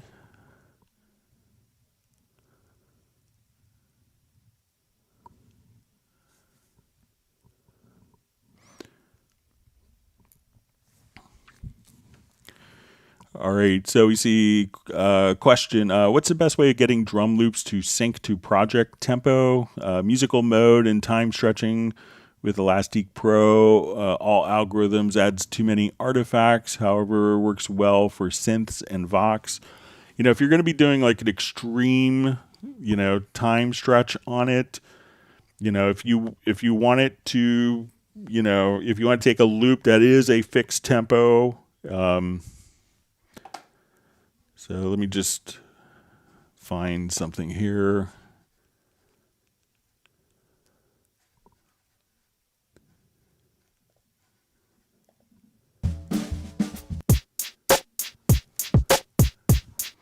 All right, so say if I drop this in the original tempo here is probably 101. So if we are playing back...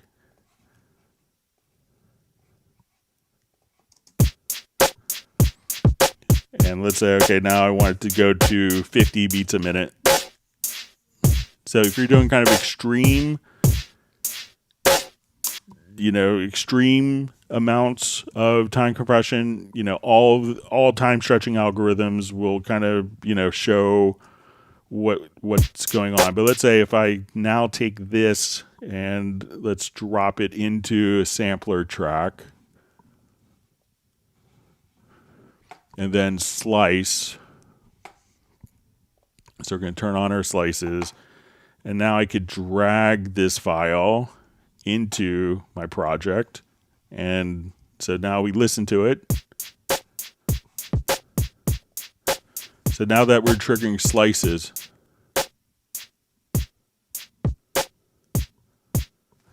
and what this has done is basically just made a MIDI file. So it's not stretching the audio, but what it's doing is we've now sliced the audio, and it's will, you know, at this point, if we wanted to listen to both of them together. So let's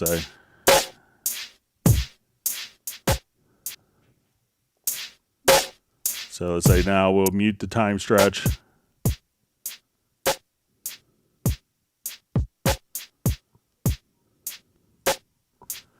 So that would be another way to do that, you know, but realize that if you're doing extreme time stretches, every time stretching algorithm can cause issues and could change the quality of it.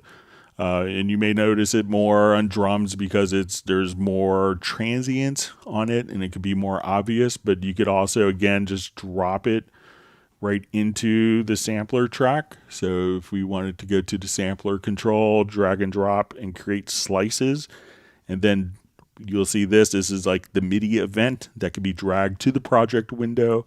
And at that point, you could just come right over there and play it back. And it's not actually stretching the audio. It's just triggering those particular events and those samples. So.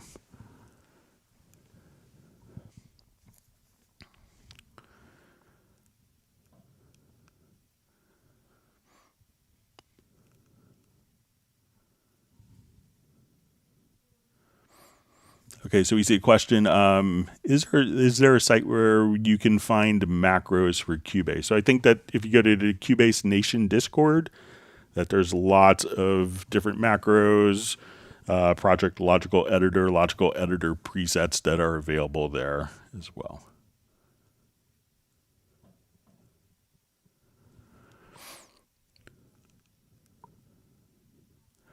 All right, so we see question, do you happen to know if bus folders are going to be available in future updates? Most DAWs now have this feature.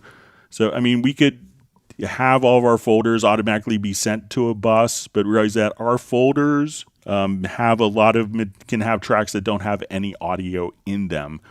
So if you wanted to have, chord tracks, a video track, audio, virtual instruments, an arranger track, ruler tracks. So not everything that could be put into our particular folders passes audio. So, and if we wanted to take a number of tracks here and send it to a folder and to a group simultaneously, there is a built-in macro. So we could come over here.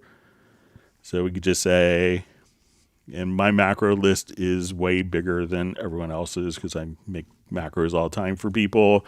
But we just say selected tracks to new folder and add group channel. So we say, give it a name.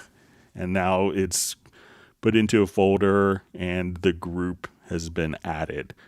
But realize again, maybe the other programs don't have the capability of, of having non-audio parts within a folder. But the folder isn't necessarily limited to just having audio in it.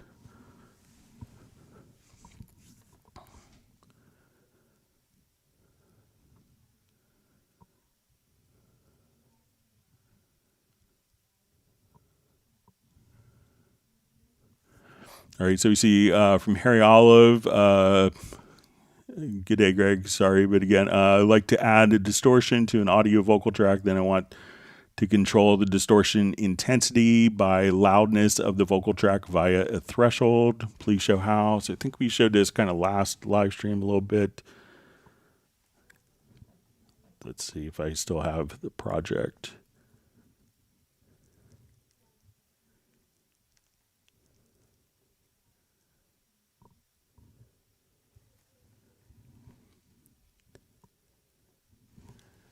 All right, let me just see if I can find it because I had it kind of set up.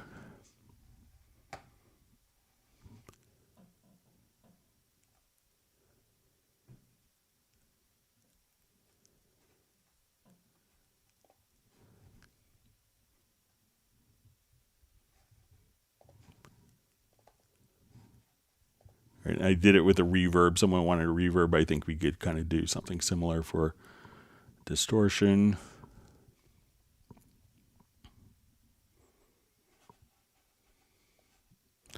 All right, so let's say if I had a reverb here, so let's say the reverb is just kind of on all the time. But let's say I want the reverb to only be on the short, like on the loud parts. So I went to the effects return channel and let's go to the inserts, and I just placed a gate plugin here, and then we sidechain the gate. So the gate is coming before the reverb here, and this could be a distortion effect as well. So let's say as we play, I want Where is home? Are we there yet? to be dry, and this one will get louder. In the air.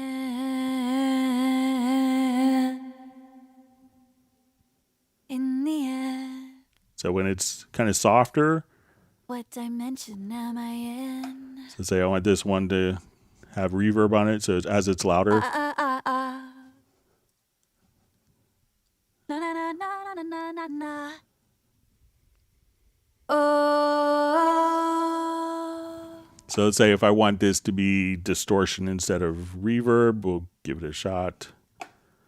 So we'll just come here.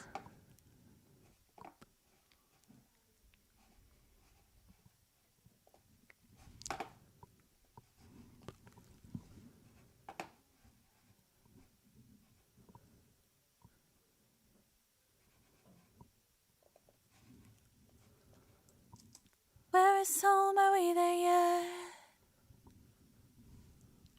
All right, and this one should. In the air.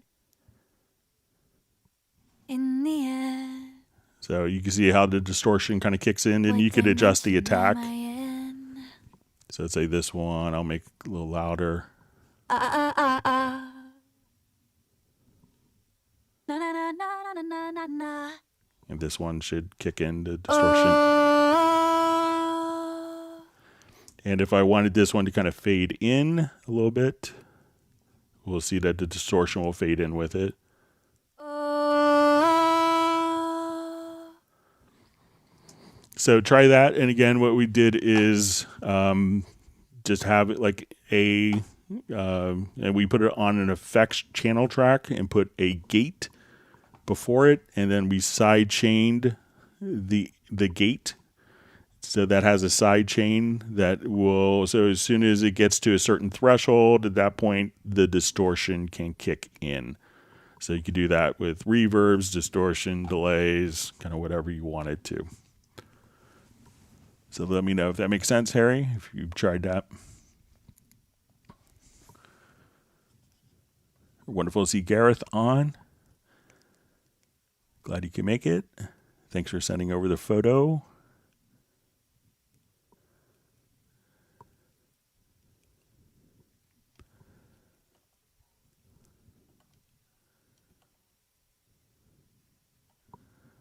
All right, my chat field just jumped.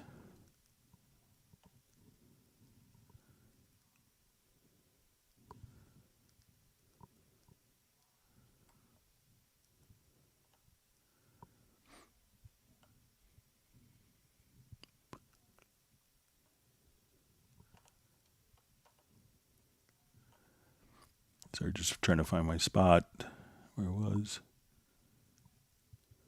Okay. All right, so we have a question. What is your take on this stereo pan law, Greg? So what the stereo pan law allows you to do is, if we, like through physics, if we combine and double the sound of two different sources, we get an increase in 3 dB. So what the stereo pan law, and we could adjust this, what the stereo pan law is going to allow you to do is to, choose to whether you want it to attenuate or not as different elements are panned all the way out. So some people think that it makes their mixes sound wider.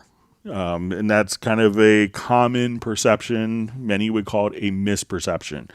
Because what it does is, the people that manipulate their pan law so that it's going to be at, 0 dB or equal power, will notice that as they kind of, wherever they are in the panning, that it'll have kind of the same volume level. But if we kind of panned one track, and usually the default, I think is minus 3 dB. I think SSL consoles were minus 4.5 dB by default. Some people do minus 6 dB. But, once you have the pan law set, instead of it actually getting louder on the sides, what it's actually doing is it's getting softer as you pan into the center. So, there's all sorts of different arguments for pan laws, and it's like a secret mixing tip that some people will do to kind of make their mixes sound wider. You could do it to manipulate, but you realize that, it's not like a magic button that fixes and makes your stuff sound wider. It could attenuate it in the center so that when you kind of go out to the edges, it's more perceptible. So, but experiment and see what you find, what pan law settings make sense for you.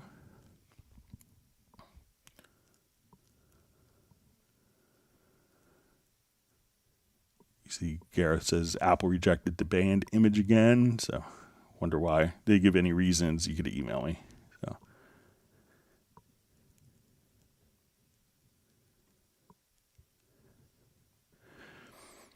All right, so we see a question. Is there a way to create multiple track versions and name these versions accordingly? So let's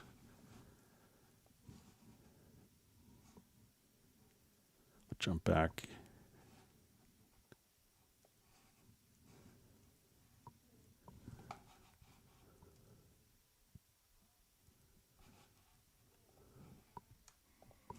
All right, so say I did a recording here on all these.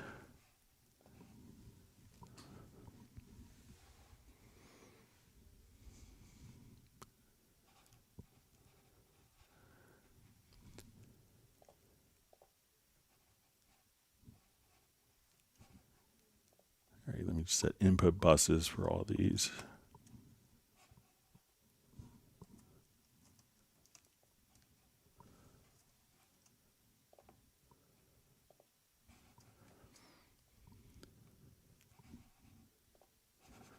Okay, so let's say if we're here, I'll just go ahead and record.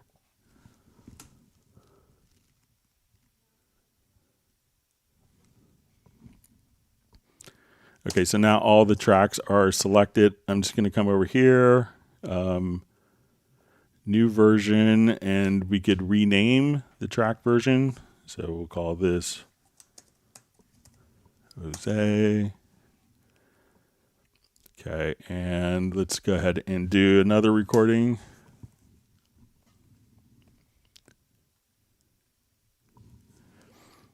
All right, and again, it's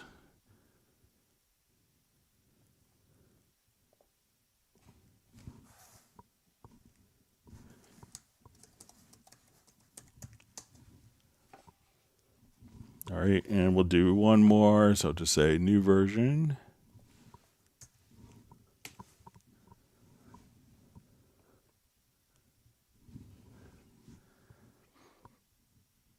All right, so now, again, just now that they're all selected, we could just rename. And if we wanted to now switch between all the different takes, we could just, again, just come right over here and be able to switch in between different takes, or say, okay, I wanted this one to be take 3, this one to be take 1. So we could just be able to rename the different, so once they're selected, they could the different track versions could all be renamed. All right, so we have Studio Kino, so saying ciao, Greg. Thanks for joining us today.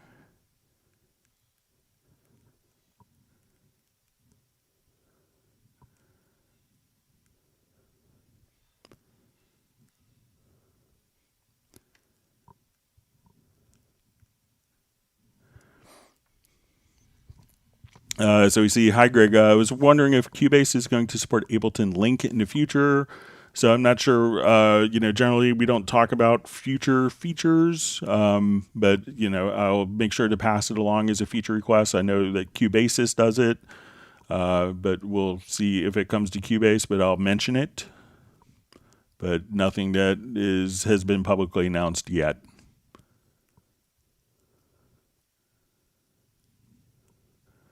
All right, so we have the Heartbreak Time Machine, just checking in from Sacramento. Thanks for joining us.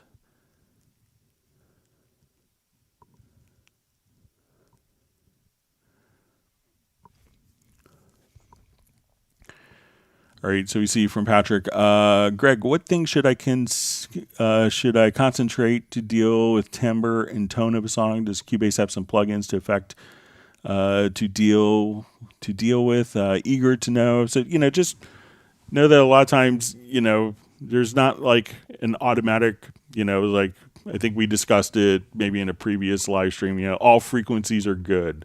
How all frequencies combine, that cannot be, that could lead to problems. So there's no kind of, and I'm sure that there's, when I look at my Facebook feed, there's, all sorts of automatic AI mastering, and it'll fix your problem with one button, and it'll write your chord progressions with, just dragging this file out, and you got this amazing hit song with that.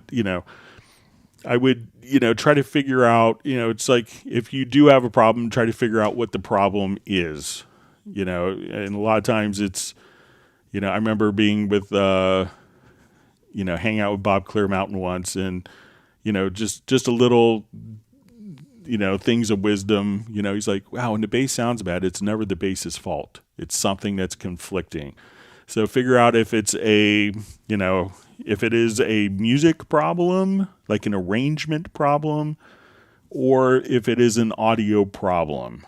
So, and if you could fix it musically, that often fixes the audio problem.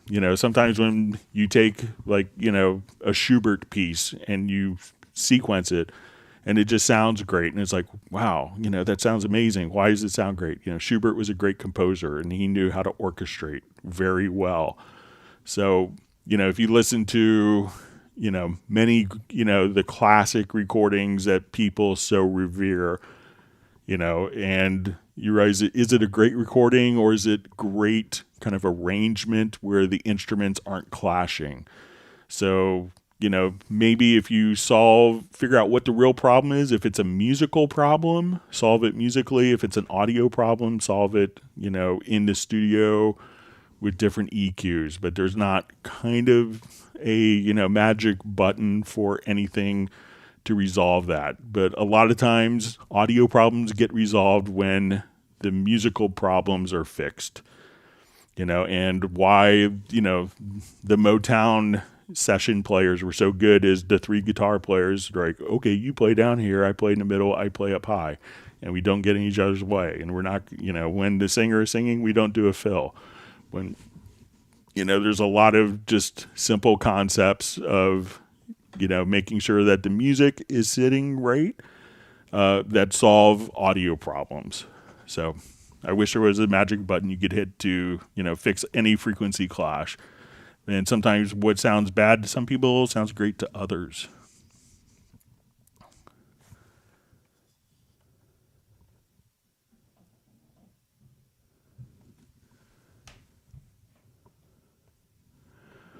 All right, so we see from Dynamic Rockers, hi Greg, when is it best to use ASIO latency compensation on MIDI tracks, only for VSTi, for external MIDI devices as well? So I'm not sure if you mean the constrained delay compensation here. Let me just see what the terminology is in the studio setup.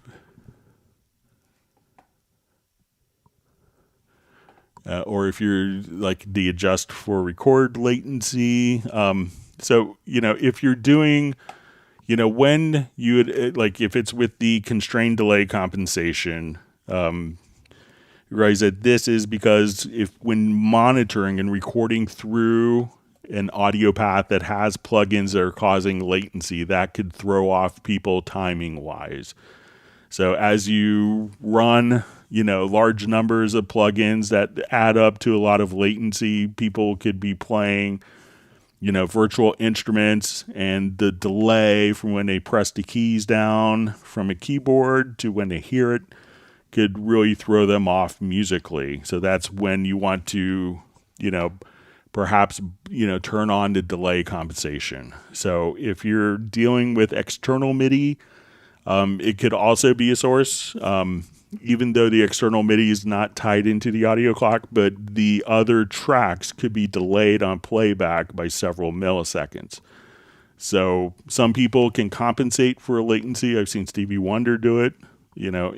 which is really interesting, where, he could adjust his playing based on the latency of the project. Some people I'm playing it with, to the click, and everything else is slightly out of time. So if you could avoid, loading up like maybe a mastering chain while you're still recording parts, that's probably the best solution. So if you could avoid kind of high latent plugins until the mixing stage, I think you're better off.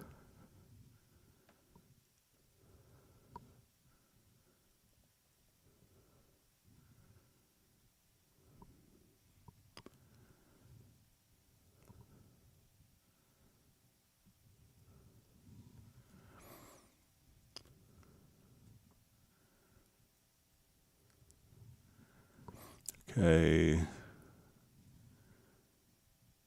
reading through comments. All right, so we see question. Sometimes Very Audio doesn't detect very low bass guitar notes while needing to tighten up tuning. Any clever way of getting it to detect? So I think that there is kind of like a range. It's really kind of intended for vocals, but let me see. I'll just do it on... Let's do it on this part. I'm not sure if there's any... I think it's just probably a 4-string bass, what it sounds like.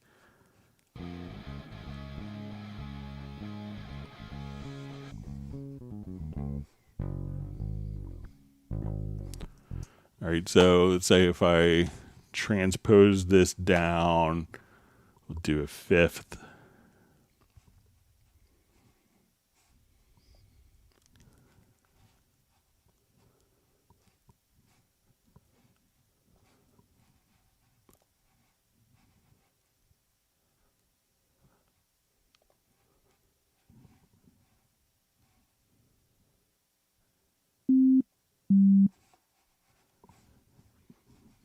Okay.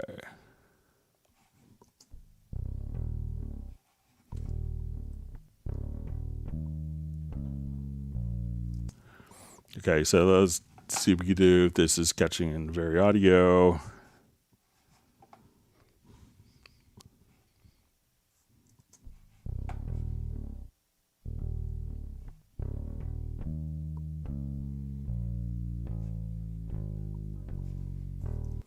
right, let's just...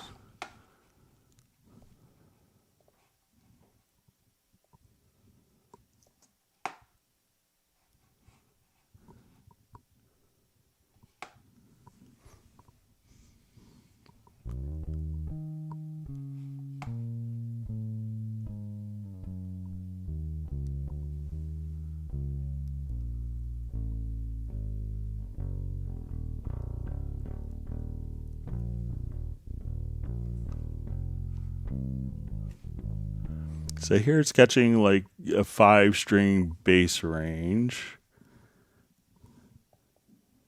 So even below 5-string.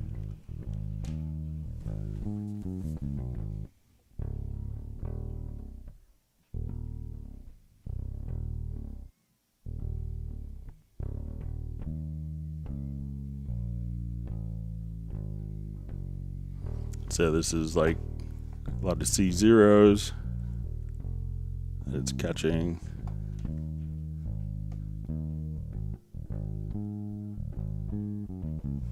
But if you have a file that it's not catching, depending on the tone of the bass as well, could be a factor.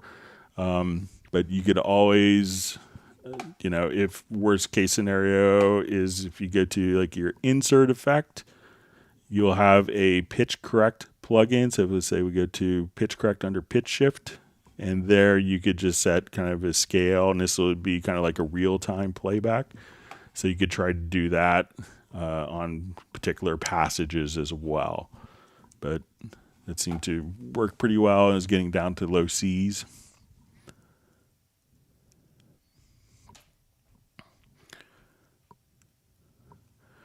All right, so we have a question. Is it possible to see the send amount as a fader window or inspector in Cubase 12? So when we see it, it's going to be kind of a horizontal send. So it's not necessarily going to be like a a particular fader, but if we wanted to, so it's just going to be kind of more horizontal.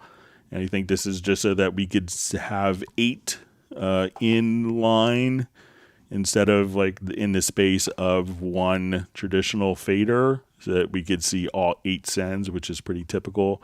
But you could use your control surface faders like in the MIDI remote, like we set up earlier, just to control them. So you may see it visually, but you can still have faders, and you could flip the sends to faders if needed using the MIDI remote.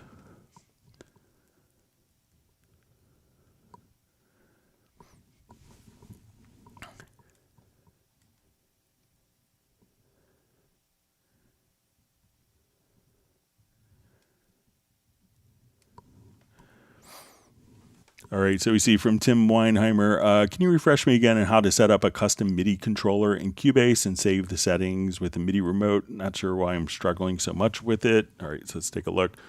I'll just build my Choy Sauce controller here. I'll get rid of it.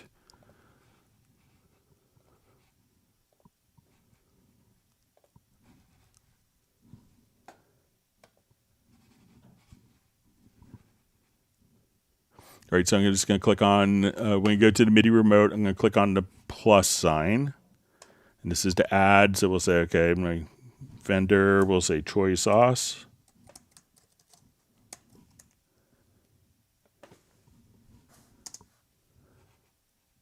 Okay, I'll just put it under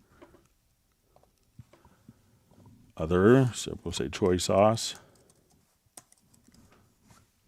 All right, the model I have is the 100. And then I'm going to select the MIDI in and out ports. All right, so, and then what I want to do is click on create MIDI control surfaces. So I want to say this is 8100 motorized fader. So I want a fader, and I'm going to just kind of basically design exactly, what my device looks like. So if you wanted to look like your Arturia keyboard, you could just kind of put the encoders, knobs, buttons, faders, sliders. I move fader 1, move fader 2. This automatically will populate. All right, so we've now moved 8 faders. So now what we want to do is go into our mapping assistant, and we could assign these 8 faders to functions. So we could open up the mapping assistant right here. So I want these to do, let's say, focus quick controls. So I want to touch the fader, and okay, I'm going to double click and assign that. So I touch fader 2, double click fader 3, fader 4, 5. So we just double click, apply the mapping, fader 6, and fader 8. So now I have my 8 faders set up to control all of my quick controls, my focus quick controls, just like that. So, and if you have knobs, buttons, you could just kind of map them all out with different objects to kind of replicate what your controller functions are, and then be able to, and then at that point, be able to assign the functions with the mapping assistant, Tim.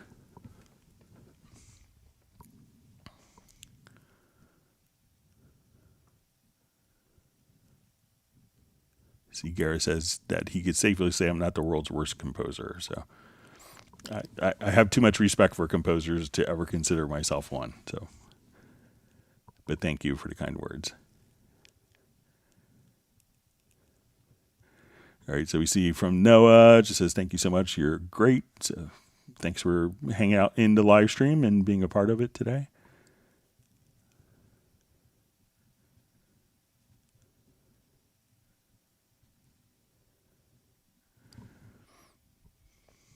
All right, so we see from Machine Storm, what do you do if you're trying to match a beat from an audio clip where the beat is constantly advancing from where it is supposed to hit, like it's in time but shifts every bar? Okay, so in this case, so it sounds like maybe the audio is kind of fluctuating in time. And if that's the case, so let's say if I play this example, this track isn't really matching with the metronome. So if I drop a beat in and put it into musical mode, it's going to match the metronome. So what I'm going to do is select this event, and we'll get a project, and we'll say tempo detection. So we'll just come up here, we'll analyze.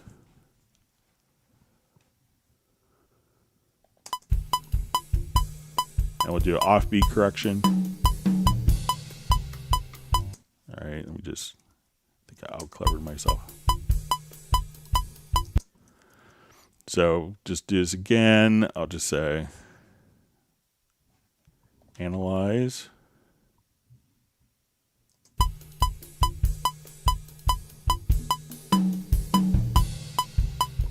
So now we have kind of the tempo. And I will come over here and let's just drop in where our downbeat is. It kind of figures out where the beats are. So now if I wanted to drag a drum loop over,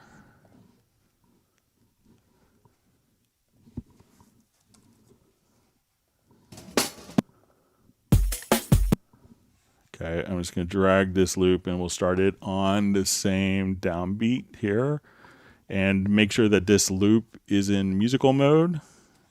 So now as we play, this drum loop is going to match up the timing to the original jazz piece here.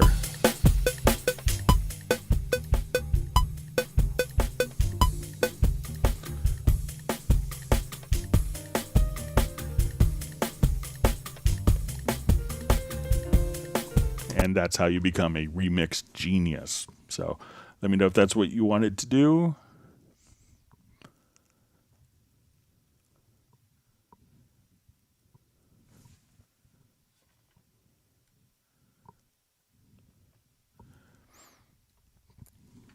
All right, so we see a question. Hi, Greg. Is the CC121 discontinued? Will Steinberg release a new version? So, CC121 was kind of designed in conjunction with Yamaha and Steinberg and manufactured by Yamaha. And I think that there was, kind of during COVID that some of the parts had disappeared, and that's why it was discontinued because of parts availability, but now a lot of the functions of the CC121 you could actually do in the MIDI remote, like we were just doing a couple minutes ago with Tim. So, you could almost program just about any remote control to kind of have CC121 functions. So no new controllers have been announced, but, we could check, we'll see what Yamaha is working on.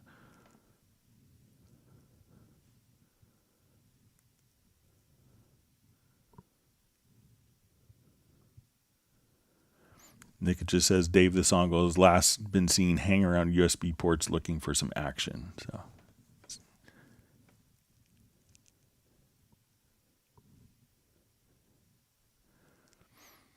all right. So we see Valley just saying just downloaded Hallian Sonic 7. Wow, there's so much free content. Thank you, Steinberg. So yeah, and that's another thing.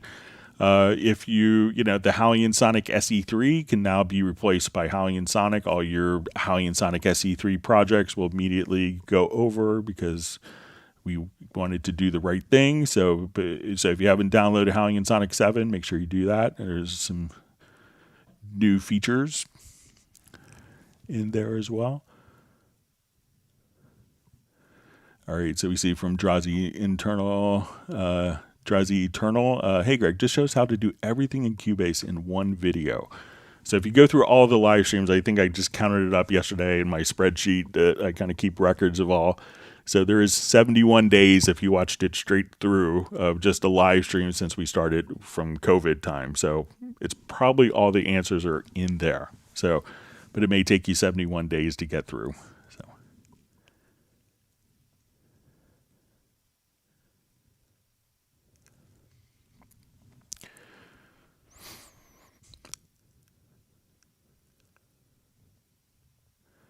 Okay, so we see from Valley says, thanks, Greg. I had to play notes. I hoped it would take the chord track as input. Thanks and sorry, maybe that's just dumb for me. Haha. No. So no, other people have wanted to kind of do like a real-time chord track input. I'll show you a trick that you could do though. So if you wanted to kind of, and this is with the Apache 5, getting that to record in. So let me go back to this project here. Let's activate it.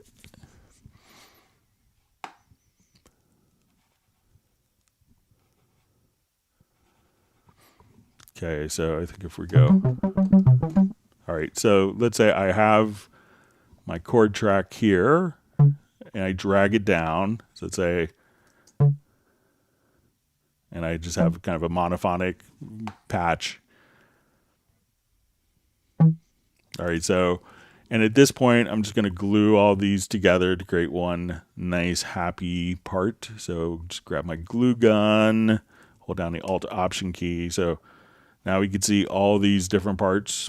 So if we have on this MIDI track the Apache, what we could do at this point is come up to MIDI and just say freeze MIDI modifiers. And so watch this. So the results of the Apache will now be reflected in the actual MIDI data. So when you say freeze MIDI modifiers, it's now automatically converted that.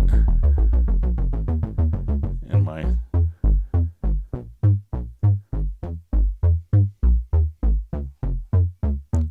tempo change there. But so again, where you see everything is kind of block chords, if you drag it down to the MIDI part, go to MIDI and then choose freeze MIDI modifiers, then you should see it kind of automatically work for you that way. And you'll see the reflection of the arpeggiators on the particular parts.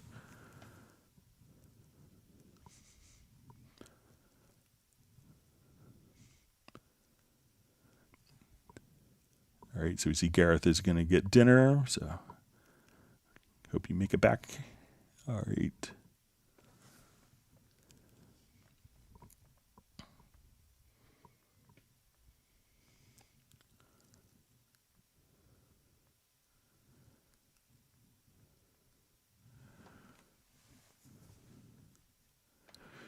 All right, so we see, hey, Greg, can I put a MIDI note playing in reverse in the key editor? So, I mean, a MIDI note's just going to kind of trigger. So let's say if I do my freeze MIDI modifiers.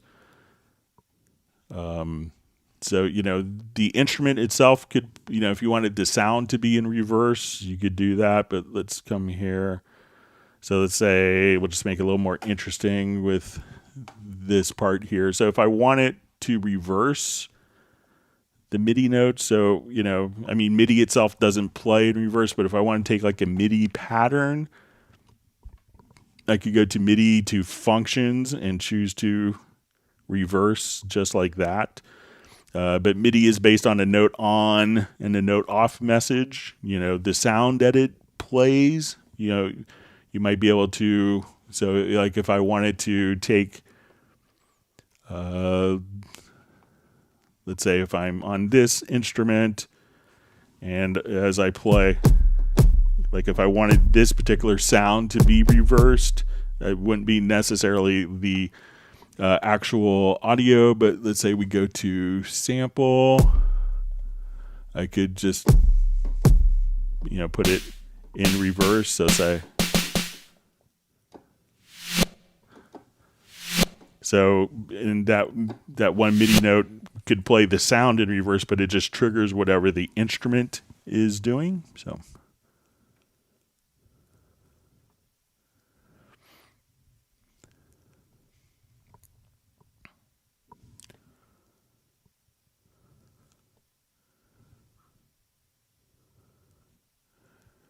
Okay, so you see, question, hello. Say we have an audio track and route it to output 5.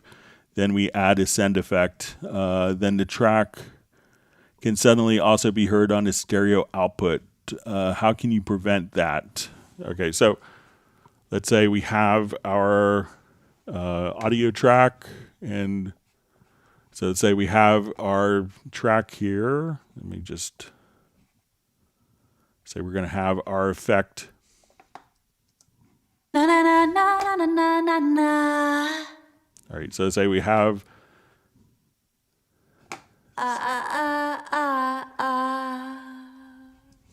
So what you have to do is like when you go to add, and if like, when you look at the output, so let's say if I want this to go to, output 5. So I'm just going to go to my studio. Let's go add an audio connection. So I'll say outputs. Let's go to,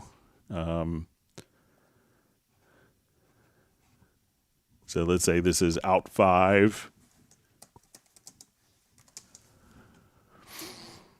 Okay, so we could take like this vocal file and send it to output 5, and then we could send the reverb also is just going to the stereo out, send that reverb to output 5. And then the reverb and vocal would both be going out to the same outputs. That's all you'd have to do is just route the reverb to go out to the same destination by default. And when you add an effects channel track, you could come right over here, and then you'll be asked, which audio outputs, and you could just send it to whatever outputs that you want as the effect is added. So let me know if that makes sense.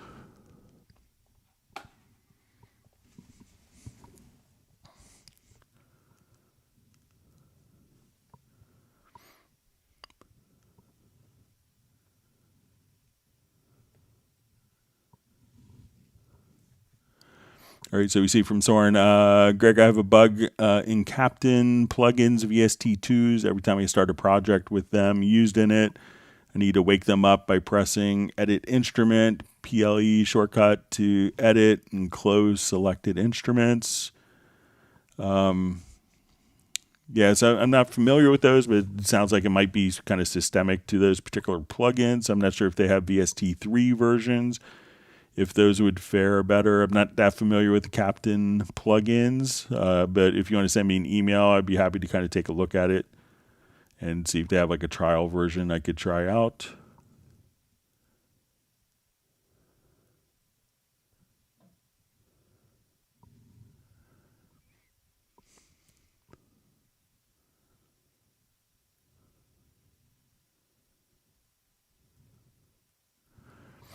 All right, so we see, is there any way to change the virtual instrument latency? Sometimes MIDI not playing exactly at the metronome, and I have to shift it in or out.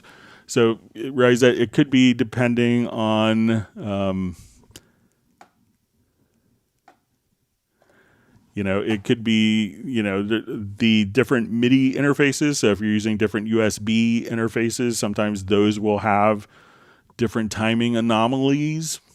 We'll make it friendly. So there could be a lot of different timing ranges between USB MIDI drivers, but you can just come over here and, I think if we go to, you could try to adjust for the record latency and see if that helps, but also try to see if you get the same exact results, like if you hit the virtual keyboard and see, and you could just hit like QWERTY from your computer keyboard and see if you get kind of the same timing results. But sometimes it could be the actual MIDI USB driver that often causes that.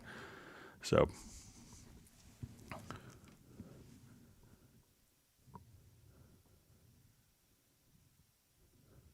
See, Gerald Ely says MPE, that's new to him as well. That's cool.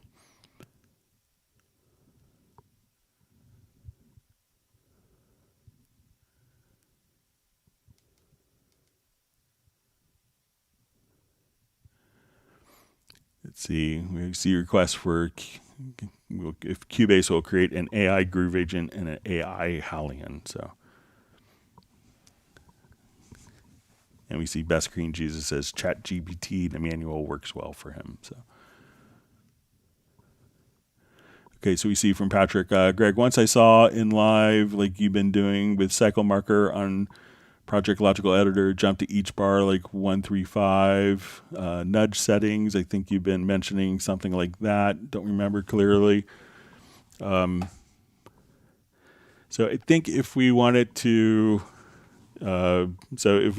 select different events for processing, so I'm not sure if you wanted to process differently, but let's say if I let's say I have this. I think we made a logical, like a macro to come and set, where we use like the left, right arrows and then the letter P. So let's see if we could, but I think, I'm not sure if you need to select multiple events or if it's, so we could use the cycle marker to export based on these. Like if you wanted to, select a different event and then export or do processing.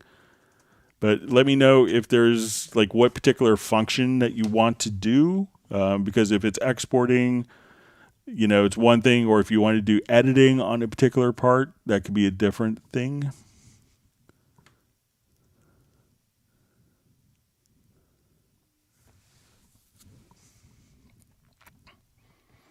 All right, I see Michael Teens has been kind enough to grant my family and myself 1 gallon of banana nut ice cream. Thank you so much. I'm a banana fan. Have one every morning for breakfast. All right, so we have Brian Sawyer sending traveling greetings from Jacksonville, North Carolina. Thanks for joining us. I hope you have safe travels.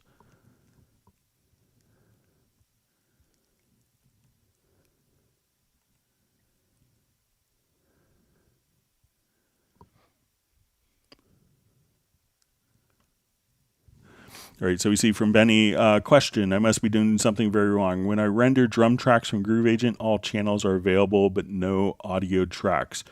What am I doing wrong? Cubase 12 Pro. Okay, so let's come here. So it could be like one thing that gets me tripped up, and you see me make the same mistake on numerous live streams. So let's say if I have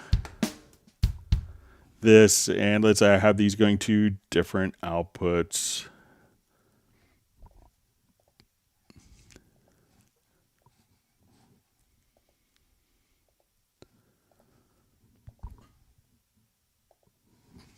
Okay, so as we're playing, we can see that these are all going to different outputs.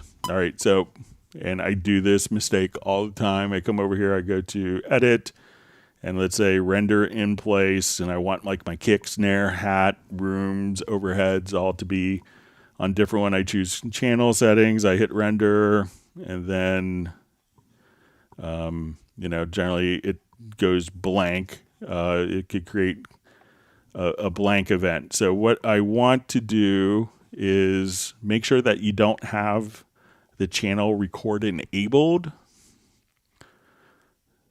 So let's see if we come over. So you could, if the track is record enabled, it'll render silently. So let's say we'll do our channel path, and we're not going to mix down our event. So we'll say render. And then you'll see each of the audio files in the particular. So let me just make it a little larger so you can see.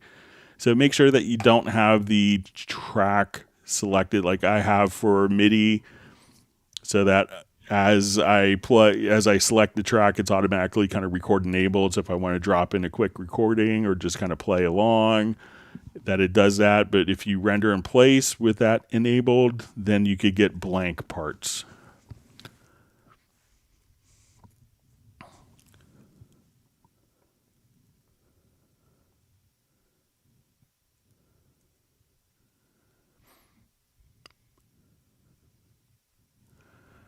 All right, so we just see from Terabyte, is Greg answering questions in the chat, or is there a place to go to ask questions? So yeah, all the questions are in the chat, and they were probably just asked. So we're currently at an hour and 41 minutes in the chat. So we're about 15 minutes behind, trying to catch up. But just ask right there.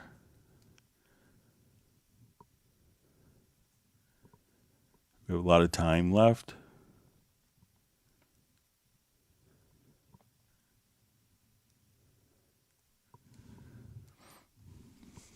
Okay, so we see from Best Green Jesus, my FX modulator pre-saves on pages 2 and 3 disappears on new projects. Is there a configuration file I need to save or set as default, or is this how it's supposed to behave? All right, so let's take a look.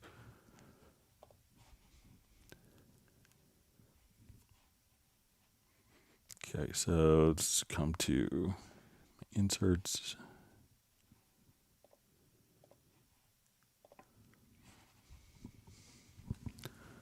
Okay.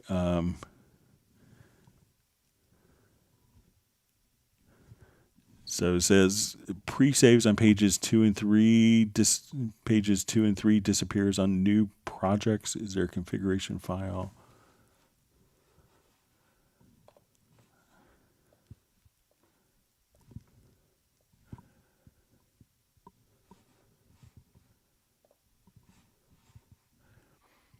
All right, so just trying to FX modulator pre-saves on pages 2 and 3 disappears on new projects. Is there a configuration file I need to save, or is it default, or is it how it's supposed to behave? So I'm not sure what pages 2 and 3 are, but let's say if I just save this as my default preset. So let me just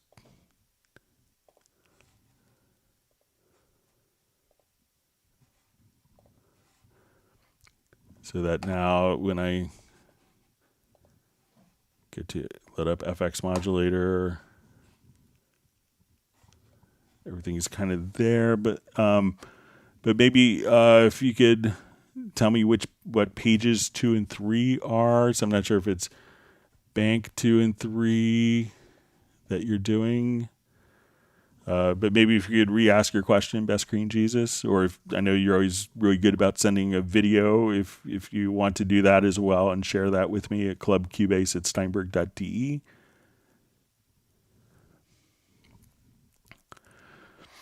Okay, so we see from Paul the guitarist, question, Cubase 12 Pro. When I save a project template while in a project, it seems to save all the recorded information with it when I try to open a new empty project with that template. How can I avoid? So what I would do is before saving a template, I would just make sure to throw away every audio file and go to the pool and just say, okay, remove, we could move to trash. And then as you go to, move to trash, at that point, you could leave it in your trash folder, but you don't, if you save, if I saved this particular project here as a template, all the audio files, basically you're telling Cubase to incorporate all of those audio files. So I would do a new project, get rid of all of the audio files, all of the media in the particular project. And you could do this an easy way. Once you have that done, if you just go to import tracks from project. So I could say, okay, I want to import all these tracks. I could select all and say, I don't want to import the events or automation. And then once that is done, that will import kind of all the settings, then resave the template. But if your template is saved with media, with audio files, it will load those audio files into the project. So maybe erase all of the files, from the project and erase all the files from the pool. And then those aren't going to be carried forward with your template. And thanks for joining the live stream. Glad you can make it today.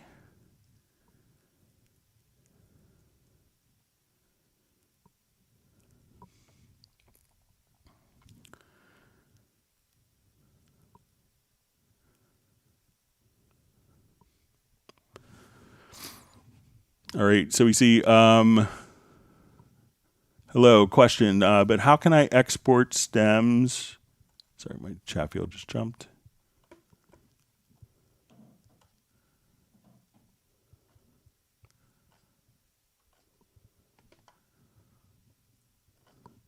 Right, let me find my spot.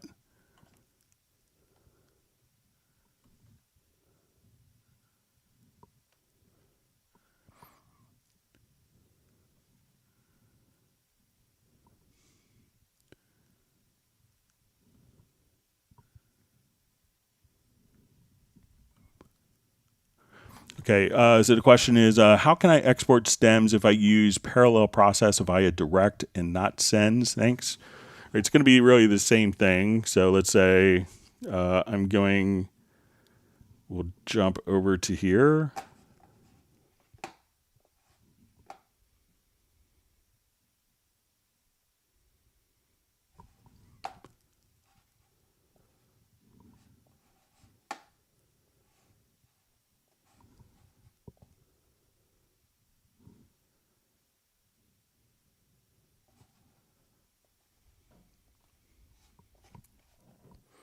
All right, so I'm going to add 2 group tracks.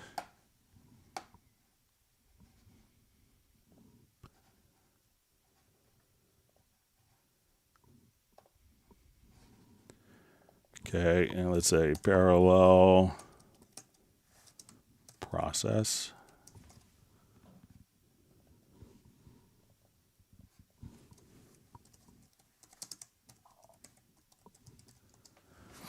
Okay, so now what I want to do is,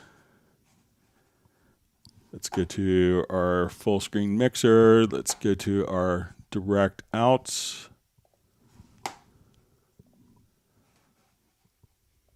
Okay, so I want to take all of my drums and let's route these to enable Q-Link. I want these all to go to the dry process and all these to go to my parallel process. We will come over and make sure that we have direct routing summing on and kind of turn on.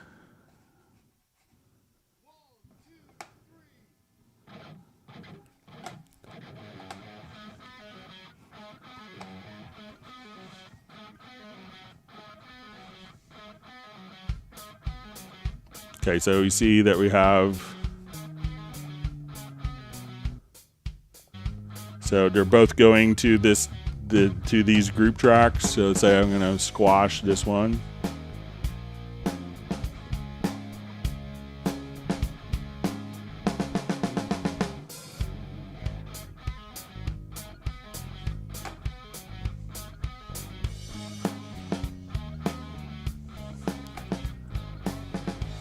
Now, if I wanted to, I could take these groups. I'm going to select these 2 tracks. And let's add an effects channel to the selected tracks.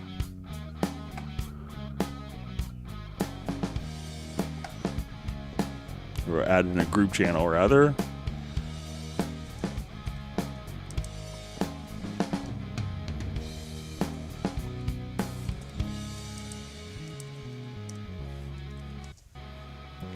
So now I have, this is my dry. Everything is going then into this one group. So at this point, when we go to our export audio mixdown,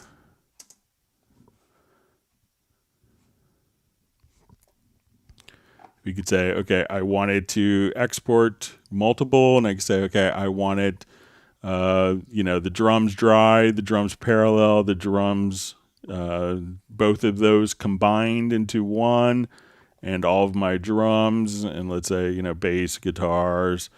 But now we could export each of those independently if you wanted to. So because it's all being routed out to the different devices via, where you're doing it via sends or direct routing. When you do your export audio mix down, all of your groups are still there, so you can do it, independently, the dry, the parallel process, and then the sum of those two, where we just selected the two groups and added those to a group, is our drum parallel and dry. So that way you could have kind of all three if needed for sharing with someone, or just for independent exporting. So all the processing is kind of baked in.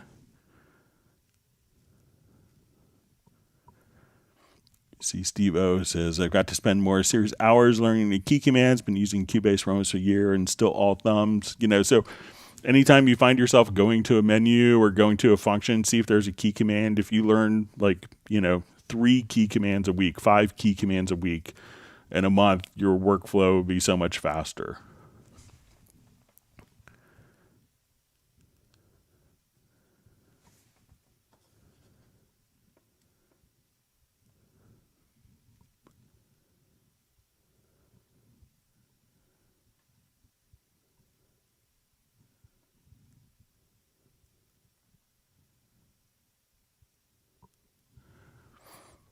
All right, so we see people can always tell I use Cubase. It has a much quieter or subtle mix down. So if your mix down, so it doesn't have a quieter or subtle mix down. When if you do get a quieter or more subtle mix down, is because your master fader is down. So this is often what happens.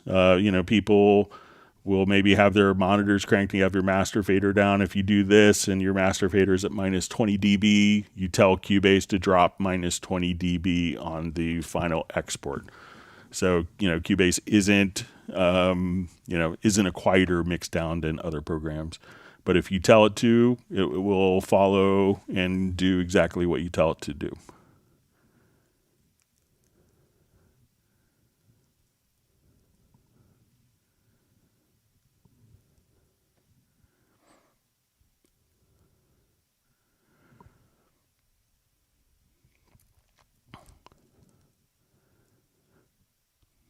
All right, so we see, does anyone know how to mute selected parts from range selection? So if you wanted to do that, what you could do, and you could probably do it via macro. So let's say I wanted to mute this. You could hit Shift X and then just grab the mute tool directly over, and let's see if we could do it in a macro quickly.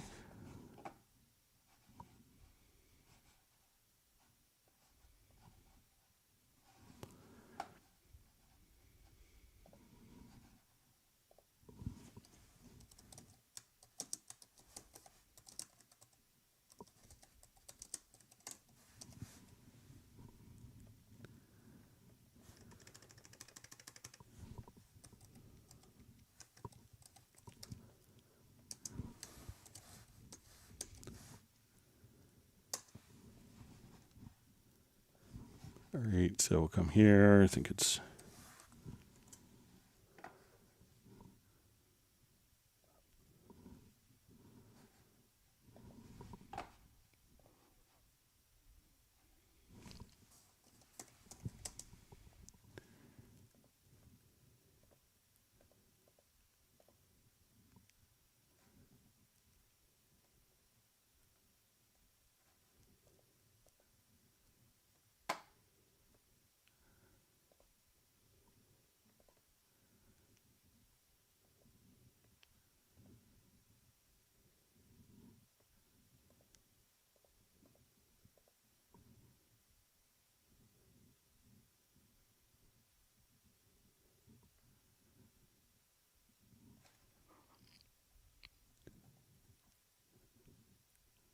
all right. There might be a Project Logical Editor preset already done for it. So let's see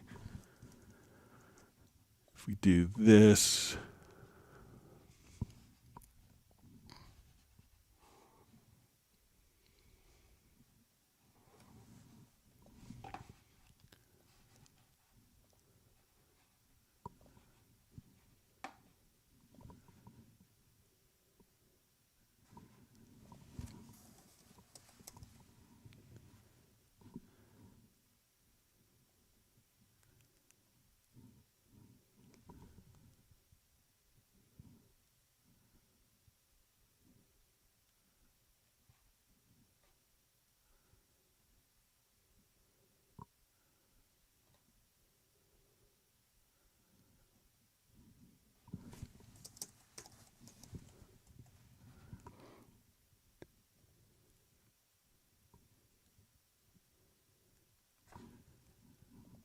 right, let's see if we can.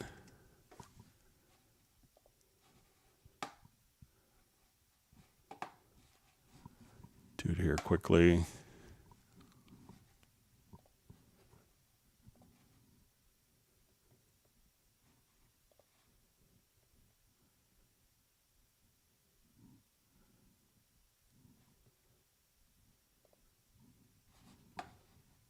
All right, let's see if we have this.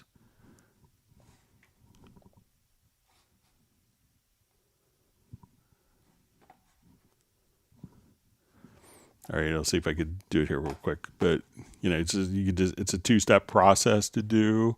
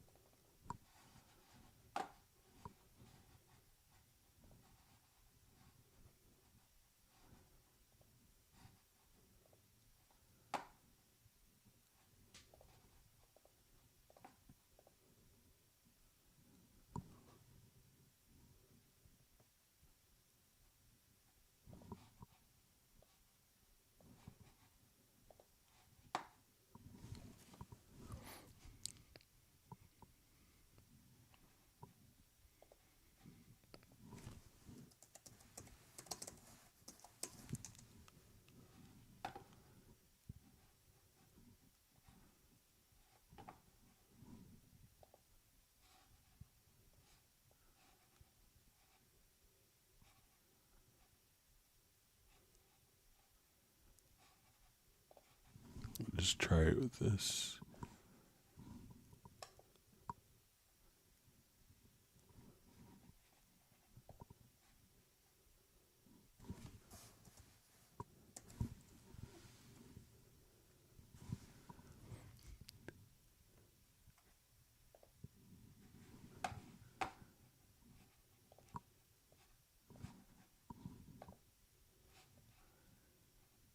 So I think I could get it, but I'll play around with it, see if we can have it for next time. But if you just hit Shift X and then just click on it with the mute tool, you can do it like that pretty easily. But I think we could automate it, but I don't want to spend 15 minutes trying to figure it out.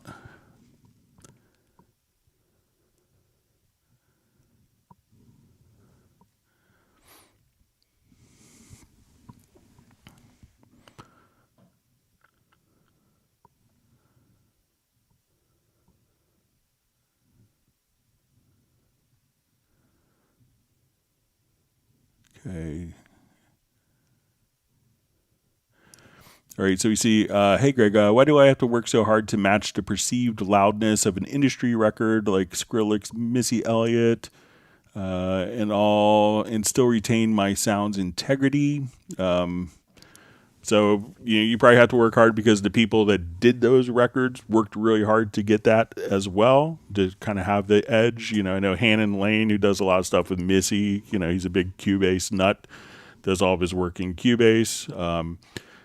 But those guys put a tremendous amount of time and effort in getting, every one of those sounds perfectly lined up. So it's not kind of an accident that they kind of get the punchy sound, and that's why, those guys get paid well to do it.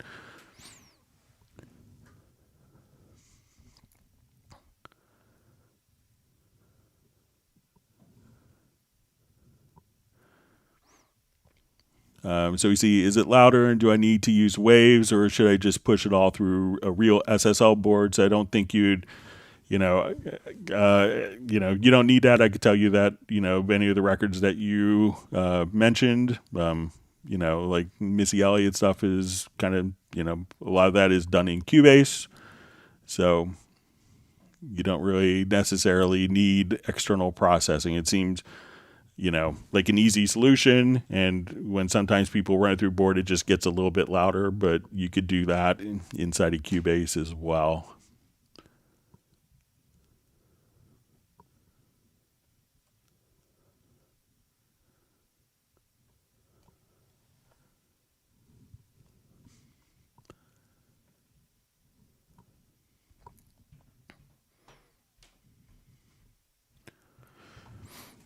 All right, so we see how to make drum and other instruments punchy.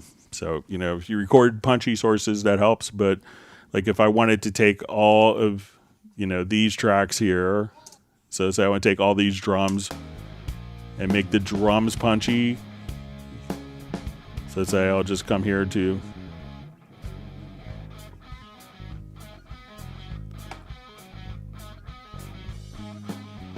and I'll just revert this quickly here because I've done some different processing.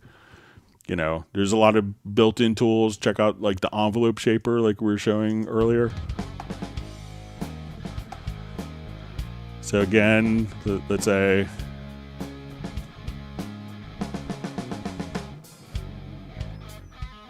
so I'll add a group channel to this. All right.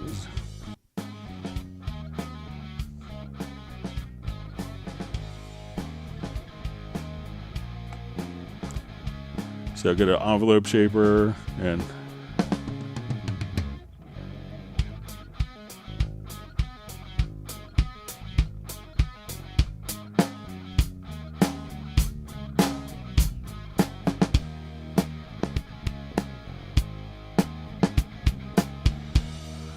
if you want to do that on maybe more of like an R&B type track, let's just come over to,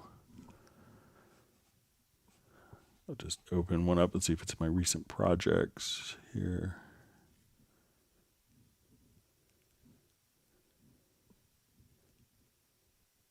No, don't see it. Let me just open one up real quick. And again, a lot of times punchy is the arrangement, as we kind of talked about earlier. You listen to Black Eyed Peas and it's like, wow, there's so few elements in there and there's not as much kind of getting in the way as well. But let's say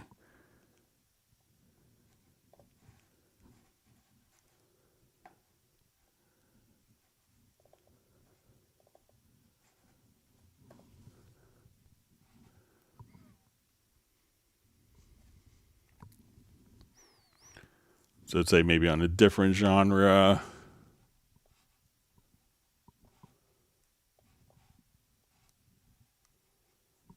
All right, so I'll just program a quick beat here.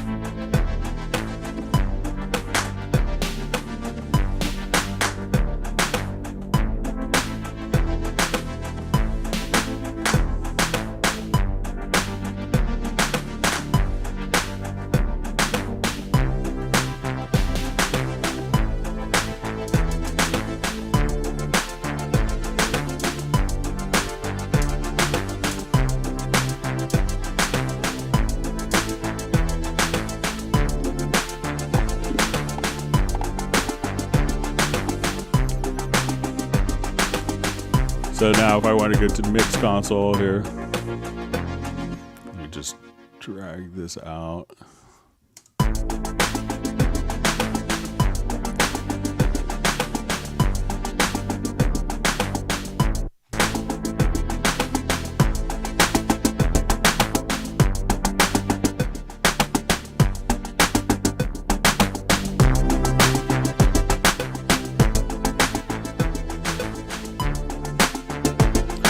So there's lots of tools inside of Cubase that can make stuff punchy very fast.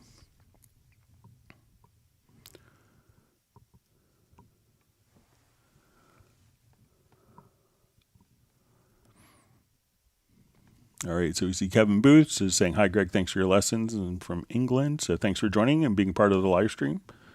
Hope to see you on future live streams as well. All right, great to see Tiago checking in from Brazil.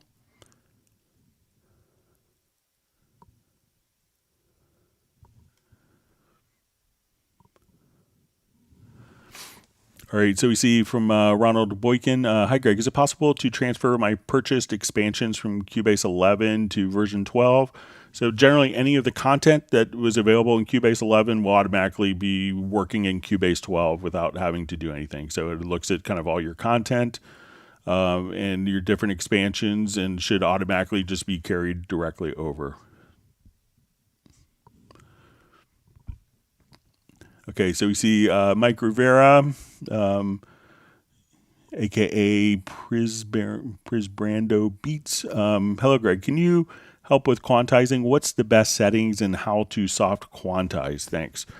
The quantizing is going to be different. There's not like one best setting, but we'll show you some tips and tricks that might be able to help you with that. So let's say I want to take this drum.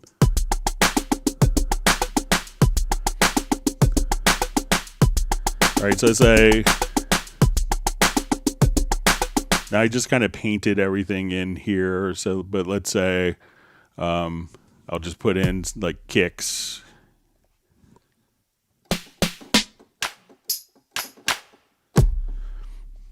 All right, so let's say I just want to start with, and I'll play in something horrible timing wise.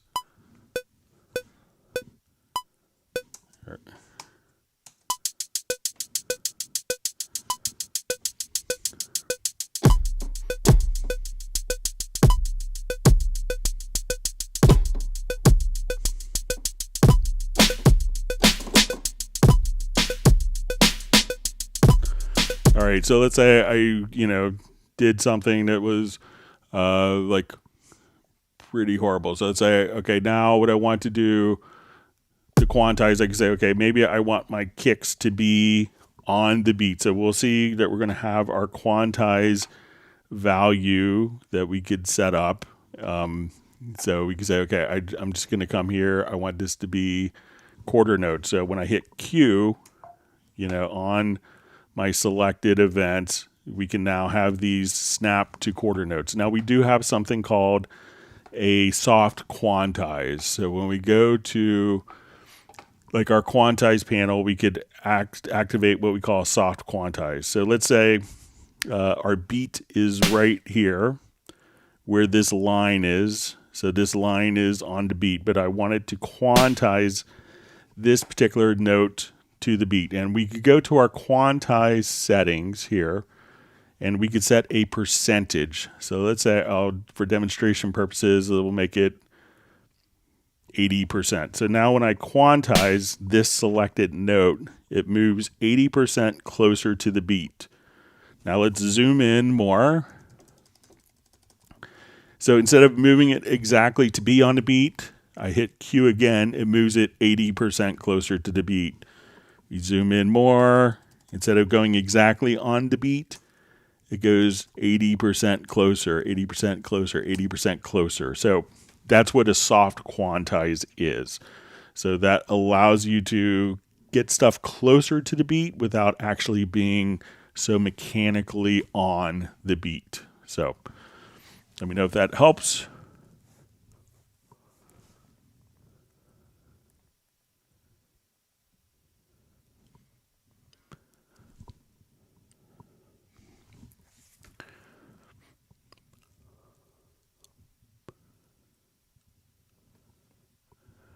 See, Jeff Sabelski's roof is getting retiled today, so he won't be sampling the noise. So it will be a good sound design element for a soundtrack later. So,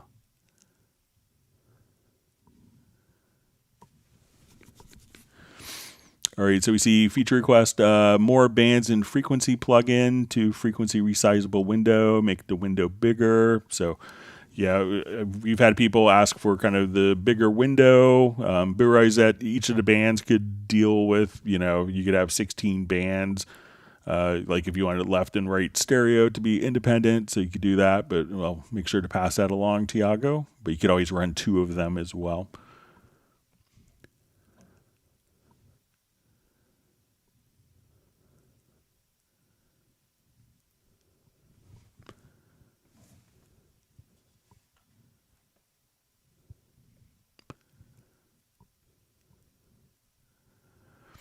All right, so we see I want A1 and LM4 back. All the sounds in LM4 are inside of Groove Agent. So all those particular LM4 kits, I guess I'm trying to think. There's Groove Agent 1. But LM4 was done in conjunction with a different company, did the sample, so they owned the content. So, and they were acquired by DigiDesign, who then sold them to M Audio, who then sold them to In Music or something. So, but if you have the old samples, you could load them up, and A1, you could probably get pretty much all the same sounds inside of Retrolog, probably sounding a little better.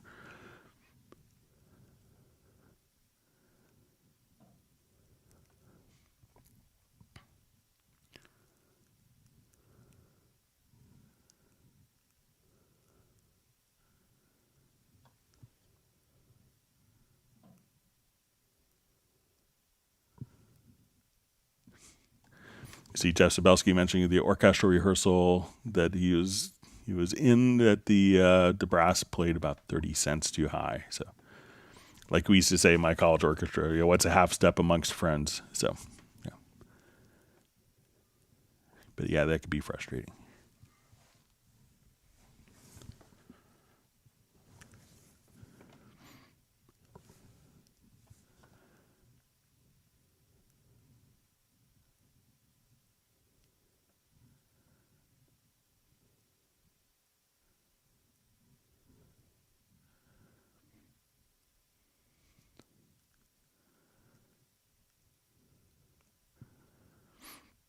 Okay, so we see from Machine Storm says my track shows it's in musical mode, and says I think problem is the track was originally recorded with Lindrum sync trigger out to start recording. Yeah, so a lot of the kind of original MIDI timing stuff for sync wasn't so good.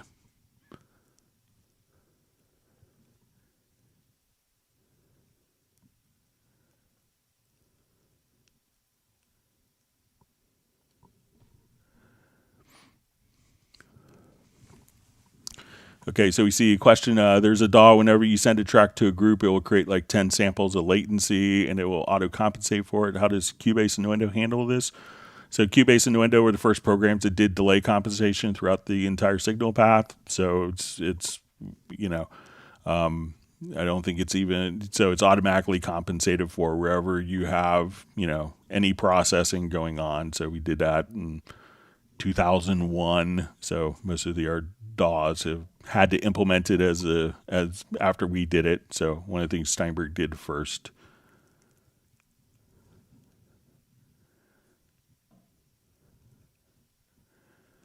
See, Valley likes to freeze MIDI modifiers on getting the arpeggiator to show.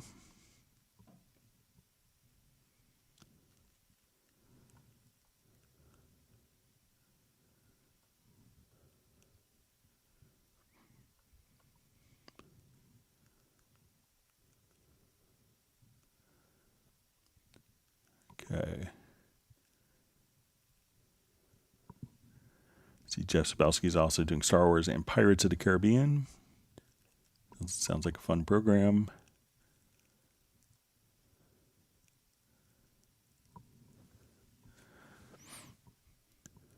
Okay, so we see, hi everyone, when I load a sample into the sampler control and then trim out, how do I put it into the playlist? So once we add a particular project into the sampler track,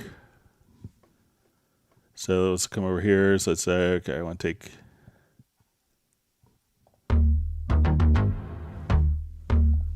so I'll right click and it's create a sampler track. So now that we do this, the sampler track is created for us.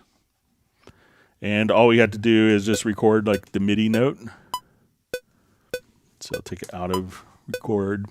Let me just take it out of loop.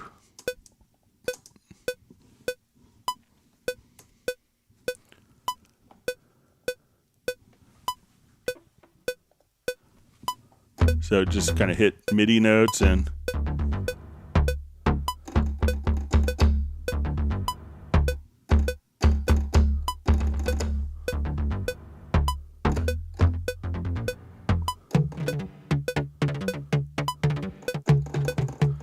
So then we're just triggering the particular MIDI messages right with the.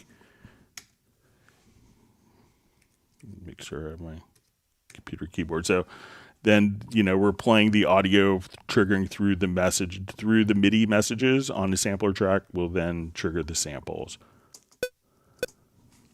So let me know if that makes sense for you, and congratulations on being a new Cubase user.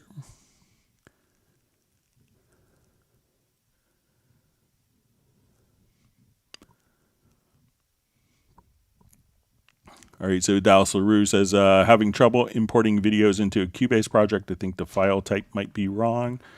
Yeah, so again, if you go to, and we'll just show this one more time. So it's going to be, video files are, not like a standard WAV file. So there's codecs and containers, and you need to have the correct combination. And here's a little chart. So you just do video support in Steinberg products. Then you can see the codec and the containers. So, and if it's not one of these, there's a whole bunch of different utilities that can convert to these kind of industry standard file formats. So give that a try, Dallas.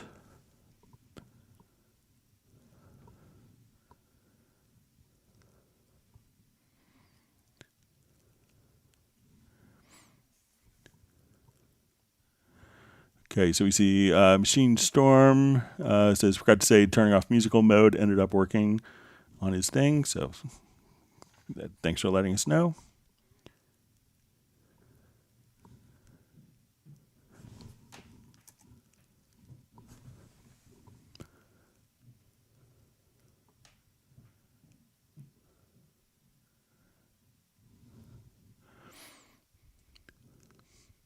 Okay, so we see a question from Best Green Jesus. When importing a MIDI loop for the chord track player, do I need to ensure the melody is tuned to a specific scale, which is the root note by default? So, all right, so let's go ahead and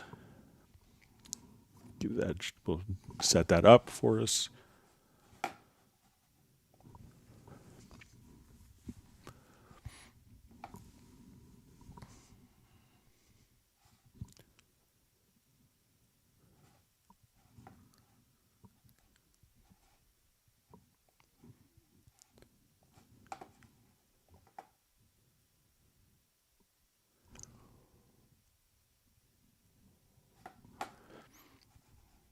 Okay, so let's go ahead and we'll just drop some chords in.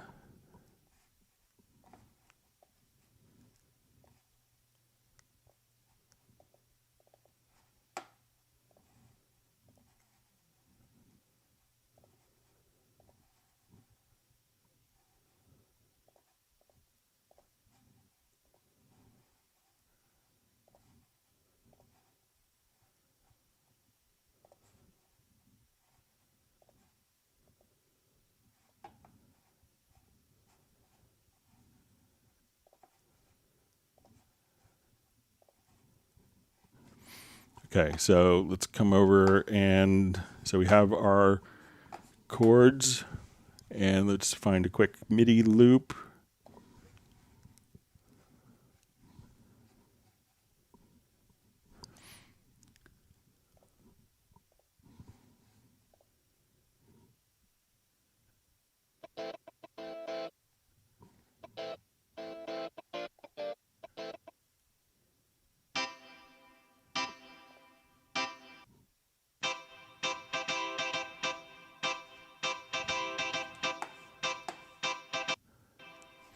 Okay. All right, so do I need to ensure that the melody is tuned to a specific scale, which is the root key by default? So as I just drop this in, so I don't really have to do anything with the root key or the melody. So let's say now we listen to it and it's.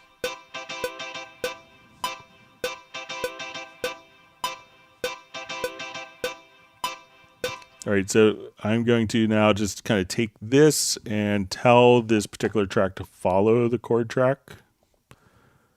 So now, as we listen to it,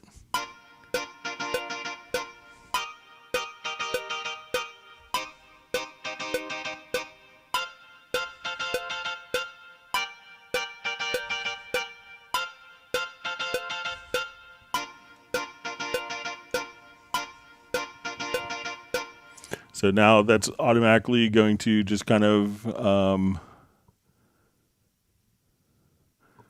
and if you have like more of a melodic aspect, so let's say I want to come and we just add a quick solo part here.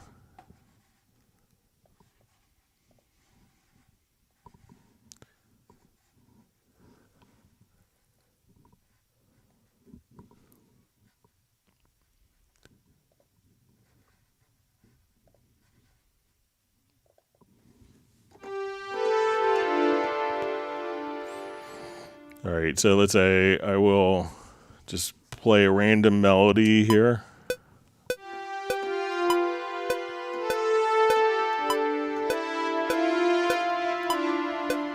All right, I just had my punch out turned on. All right, so I'll just copy this a couple times. All right, so now even though it's a more of a melodic figure, I could again just tell it to go to, and here I may want it to do chords and scales. So if we look at the key of our chord track, we'll come over and say, okay, we see that we're going to be in B flat major.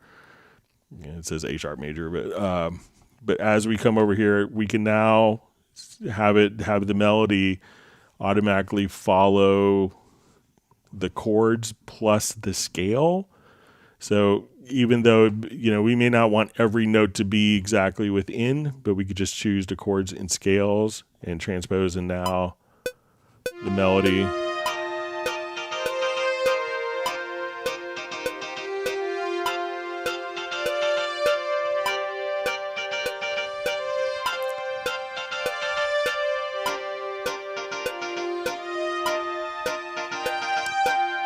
So just an awful example audibly, but I think so you could just have it automatically follow just the particular scale if you wanted to. So like melodic figures may want to not be restricted to only playing notes within a chord.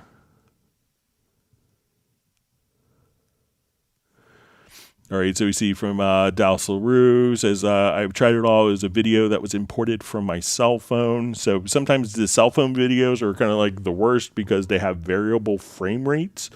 So usually, video, when we're working with video, we want it to be like a fixed frame rate.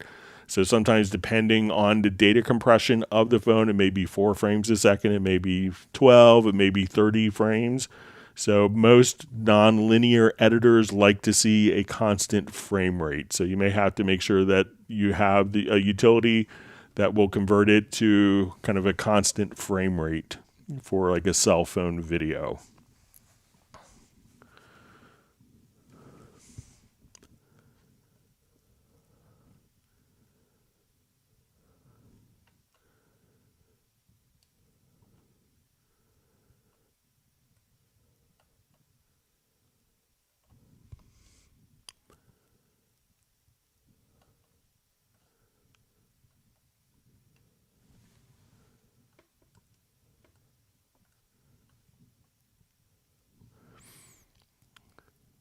Okay, so my chat field jumped.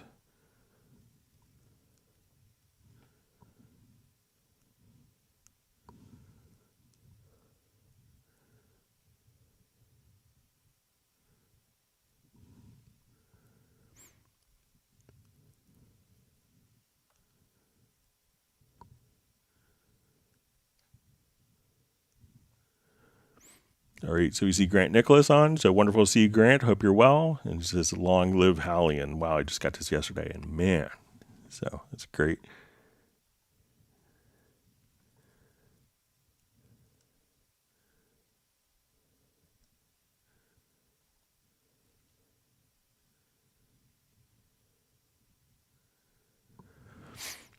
All right, so we have a question from Gregor Hassmiller. Hi, is there a way to keep the playhead in a fixed position when expanding the view via control and the scroll wheel of the mouse? All right, so let me get to just a project that has more data in it.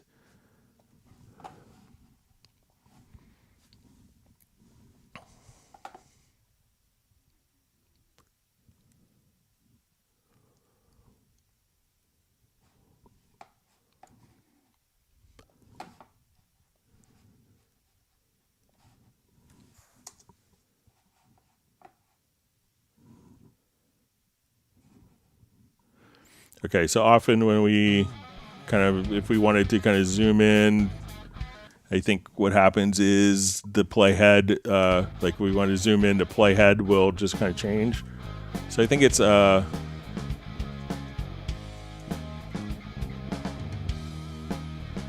you just hold down, all right, so let me just,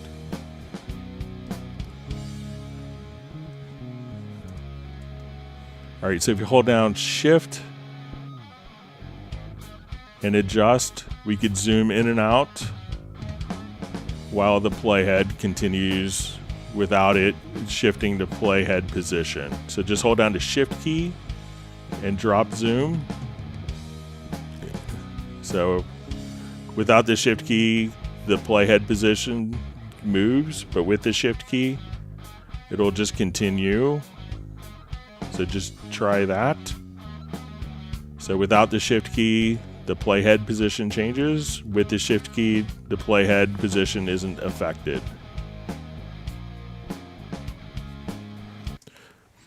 So let me know if that's what you wanted to do, Gregor.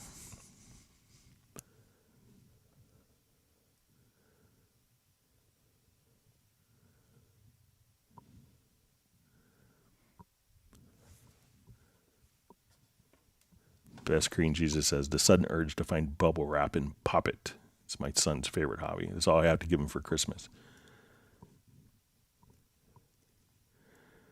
All right, we see Uno Momento has to check out.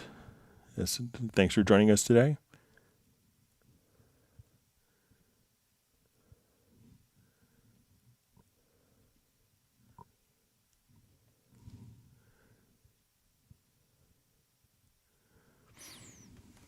All right, so we see a question.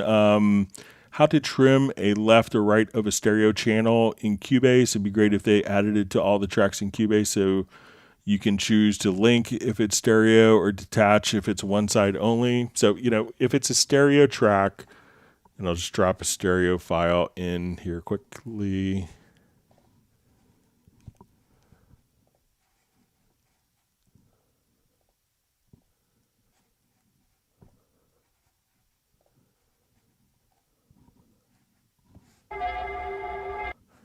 If it's a stereo track and we trim, it is a stereo file, so it is what is in the particular event.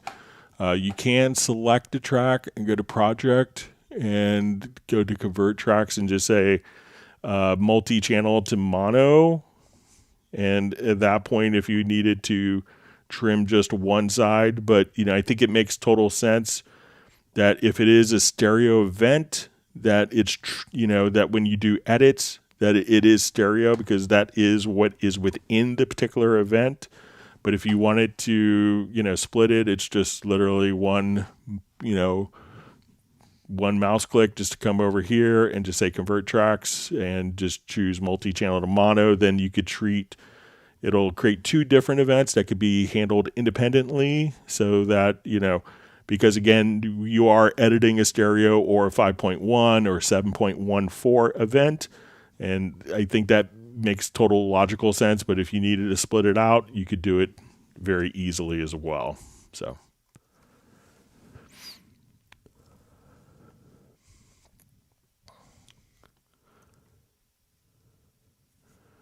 All right, so you see Little Wing Audio had a grace period and obtained Cubase Artist 12. All right. All right, so we see Nick has to head off early. Thanks for joining us today, and we look forward to seeing you on Friday.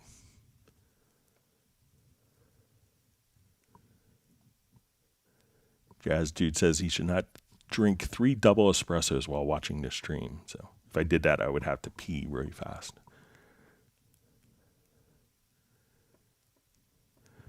All right, so we see Sable Winters has to check out, so thanks for joining us.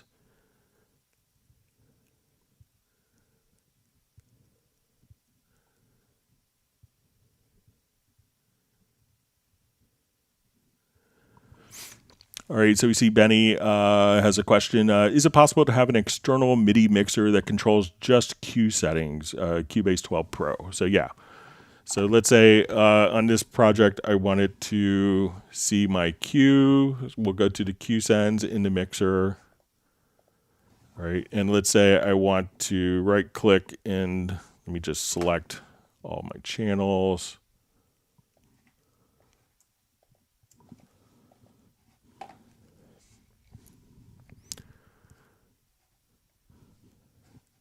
Okay, so we'll right click and I'm going to enable all of my Q sends.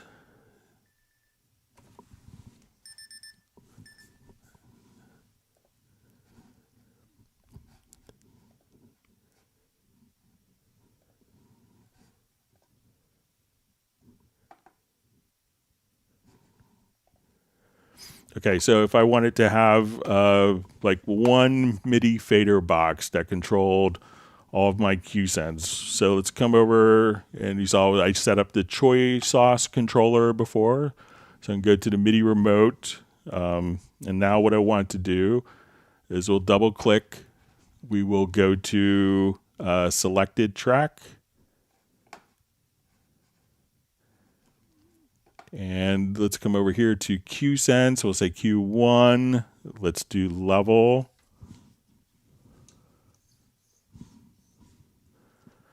All right. My second fader, I want to do level here. Q3. Let's do level. Q4. Level. All right. So now when I have a particular track selected, we'll go into our mixer. So I have this track selected. I can now adjust my Q sends. Select this. And just move my Q sends, etc. So whatever track you have selected, you could use a MIDI remote and just have that fixed for doing your Q sends just that easily. And so again, in the MIDI remote, in the mapping assistant,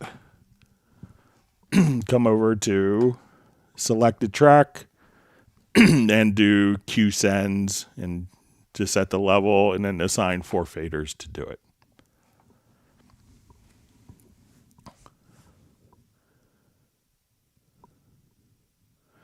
Michael Teams wants people to whack and slash the like button. And see Jeff Zabelski at 403 was like number 134, so that's great.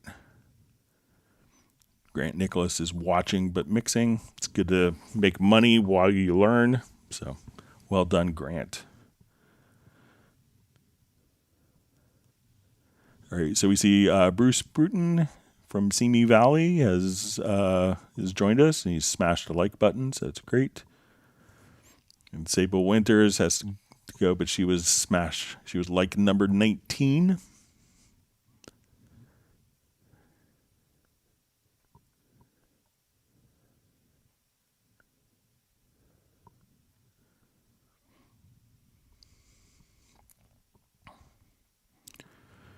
Okay, so we see Al Wee says, hi Greg, how can I make a MIDI bass line comply to the changes in the chord track? So I think we showed that just a couple of minutes ago in one of the previous questions. But let me know if you need to see it again.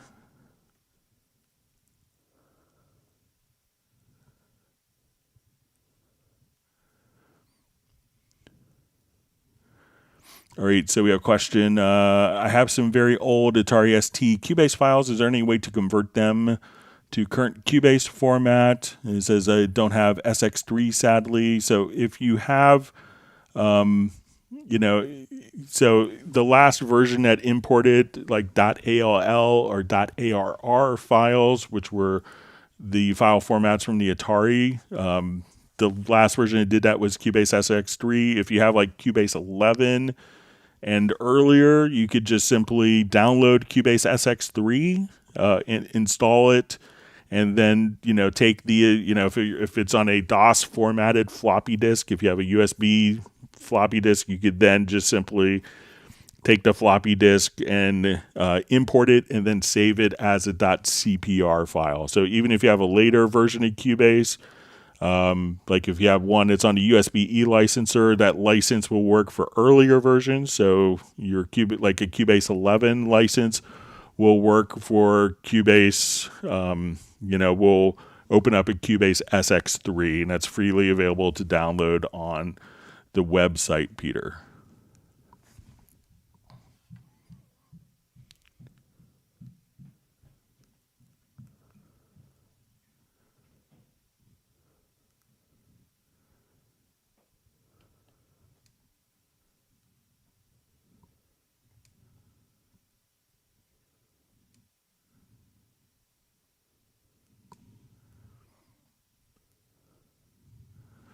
All right, so I see from Best Green Jesus, I think I misunderstood. So it meant dragging the MIDI file melodies into the chord track player, settings and importing the MIDI loop at the bottom chord zone for guitar, patterns, dry loop. All right, so if you do have like a MIDI loop, so let's say I'll just jump.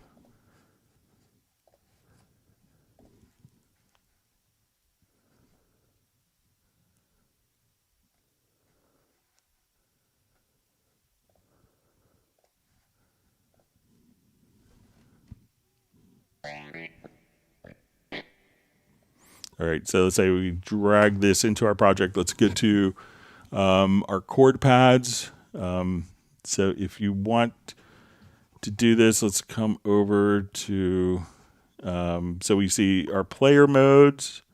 So we'll say pattern. And now what we could do is just drag and drop the MIDI part right onto it. So if we say, okay, I just want to activate this. And now every time that I would play back a particular loop, we could just turn that on. So let me just have it on. Just load up quick.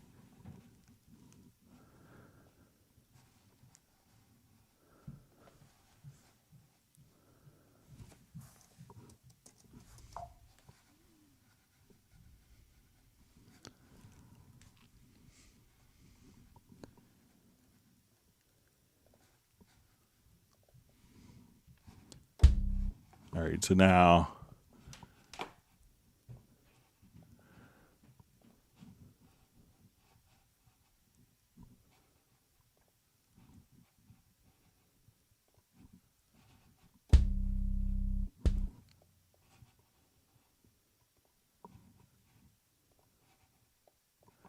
that would be how you would drag it in. So let me know if that's helpful for you, Best Green Jesus.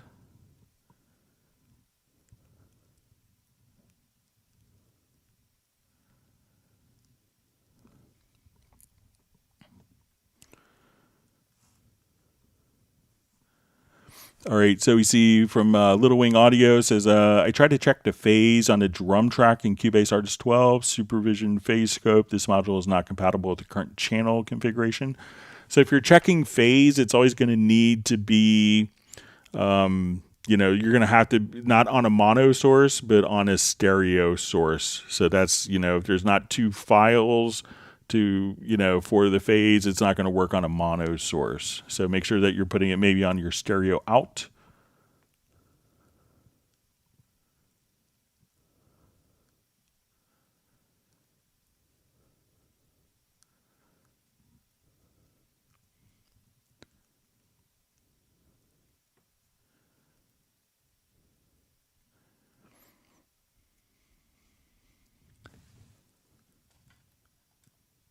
Okay, so you see Best Green Jesus is trying to make his own scaler from the chord track. So, but yeah, just try, just dragging it right onto the chord pads. Let me know if that is helpful.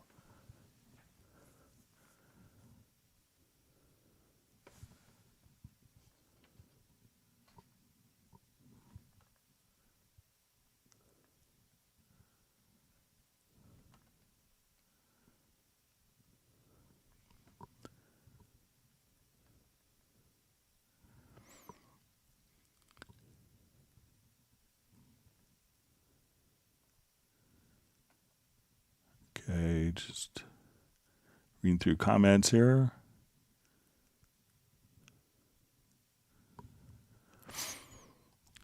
All right, so we see from Kilo Pro, L Family says, I remember seeing you at some point put an analyzer in control room.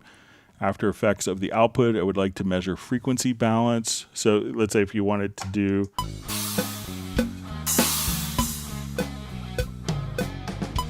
So if I just put it like on a control room here, let's get to the inserts, and here I have my supervision. So, but if I wanted to check my frequency balance, just come over here to our spectral domain so we can see your spectral curve. And let's say I want this to be a spectrum bar.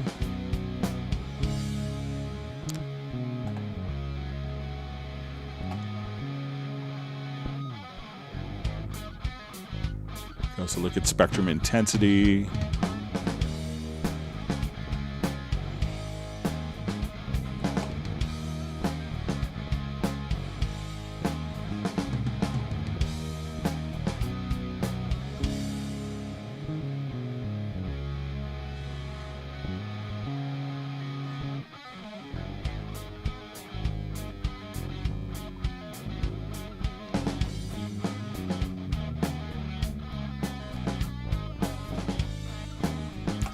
So again, I just went to the main area and clicked on the Inserts tab, and then you could drop in supervision there. Then any processing that you have on the master bus will be reflected on that as well.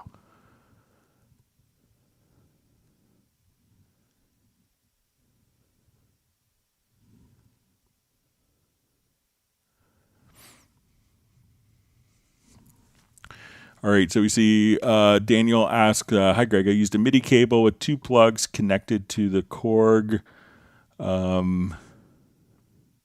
PA4X to the PC USB-A. On the MIDI track, I received the MIDI overlapping pitch in the monitor with the USB cable I did not receive. So it could be, check to see if you have the ability of turning local control off.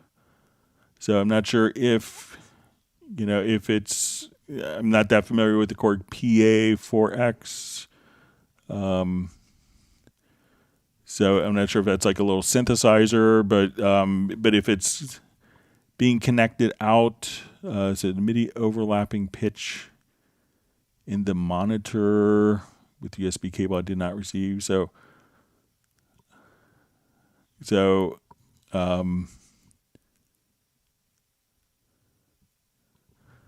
maybe if you could, rephrase your question. So if sometimes, if you're using MIDI ports in and out, so I'm not sure if, sometimes you have to switch it from USB to like 5-pin DIN MIDI, and sometimes if you're using it as like a controller, and unfortunately I'm ignorant of the device, but if you're using it as a controller, you may have to turn off a local control on it, or you may kind of hear it twice.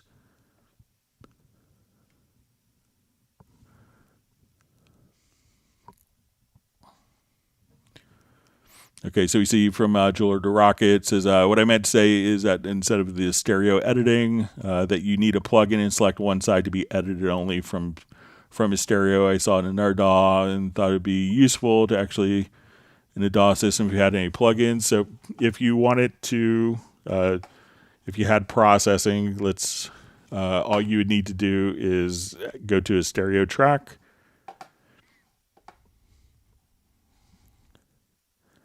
So let's add an audio track.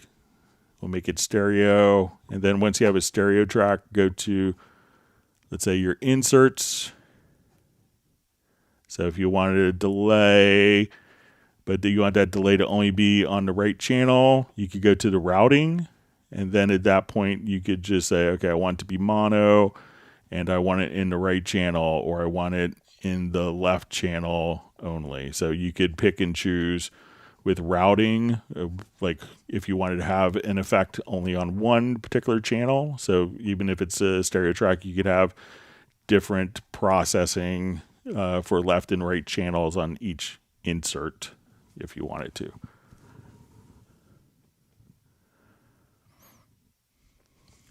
See, Gareth says, all great stuff, but too much info for my tired old brain. So think how I feel. All right. We're glad you can make it today. And I'll go check out the Hot Mess picks on Spotify. Thanks for doing that. I'm so glad that we had the budget to all get together and meet in person for our photo shoot. And thanks for joining the live stream. So we always love having you on, Gareth.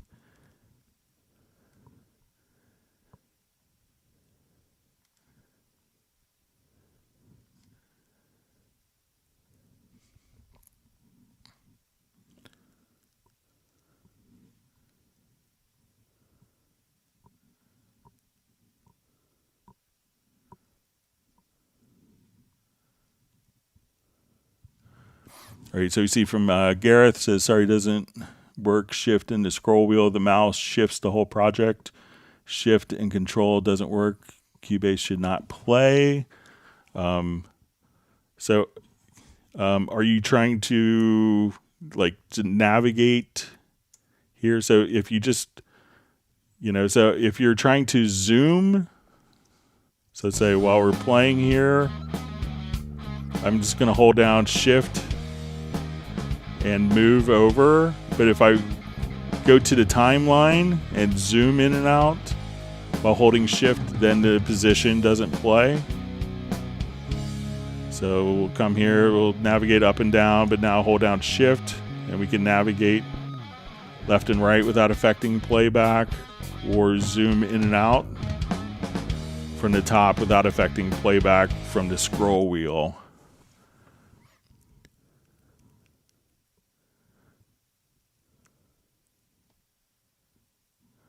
So you see Cubase should not play. So, I mean, if you want to just, hold down Shift, if you don't want Cubase to play, just hold down Shift and that doesn't move. So let me know if you don't want the play position to change, but Shift while just kind of, it's not the scroll wheel, but just holding down the left mouse button here. So that's kind of a common thing. But again, what most people run into is they want to zoom there and the playhead moves, but holding down Shift. So it's just not the scroll wheel, but just holding down the left mouse button and moving the mouse up and down. So let me know if I understand.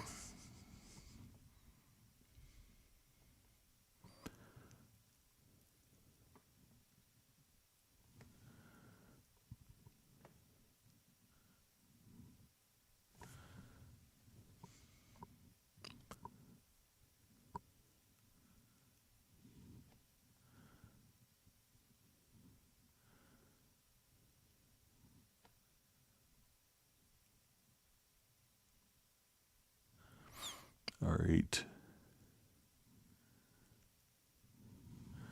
All right, so we have a question. Hey, Greg, do inserts on the control room come after the main stereo output?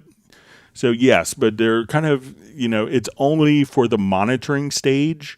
So it's not actually included in the mix. So it's not part of the mixer. So we could think of the plugins that we see in the control room here as being on the monitoring path. But if we put a flanger here on the control room and we exported our mix while we hear a flanger, the flanger is not going to be exported because it's not part of the mix here. So it's only on playback do we hear the flanger. So it's a separate monitoring path, kind of like you would have on a traditional large format console.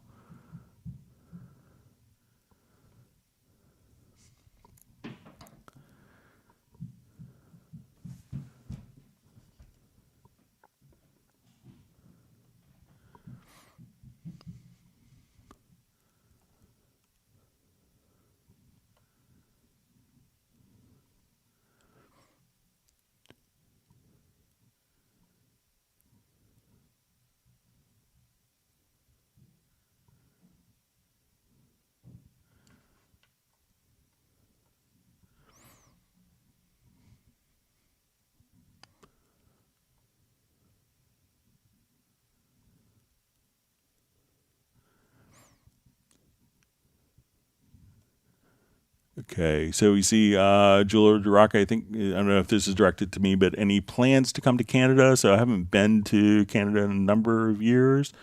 But, you know, with COVID, we still have kind of our travel budget slashed. But, you know, I used to spend thousands of dollars to talk to 100 people in a week in person. Now I could talk to 15,000 a week all over the world doing a live stream. So.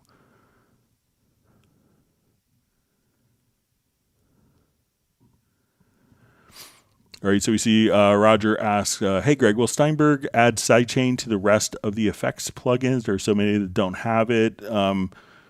So a lot of, you know, if you tell me exactly which ones need sidechain, so a lot of them can be used in conjunction with a plugin that has sidechain, like a compressor or a noise gate.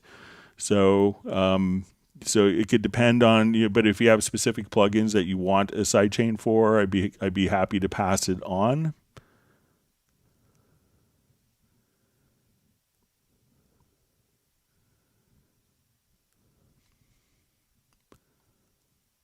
And if you want to email me at clubcubase@steinberg.de.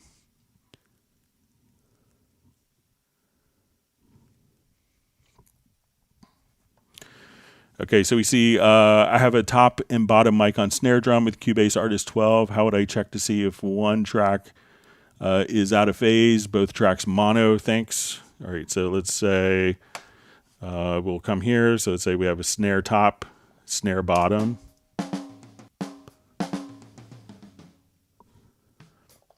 Okay, so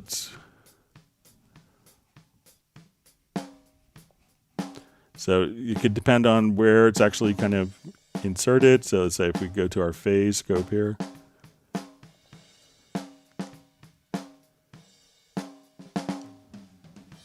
So let's say I want to take this one and let's go to like our multi-correlation.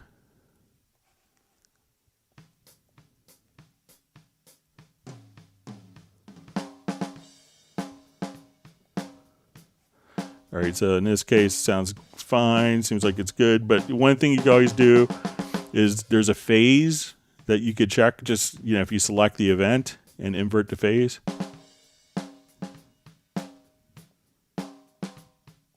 You know, so just taking like your snare bottom mic and you could invert the phase directly on the project window. All right, so I know I had some questions that were mailed in. I think we got through some of them, but let's go ahead and get to those before we run out of time. Thank you, everyone, for all the great questions. I hope that everyone has learned a new tip or trick. All right, you see we're at 151 likes. It's wonderful. Thank you so much.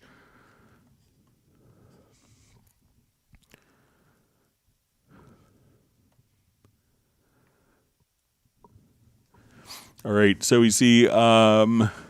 all right, and I know we had a question last week on how to set up the talk back in the control room for a momentary. I think just Lawrence Koch had asked us, like we wanted to turn on talk back directly for a momentary, so we don't have to hit a button and then turn it on and hit a different button to turn off. So I'm going to go ahead and let's just open up quick MIDI monitor.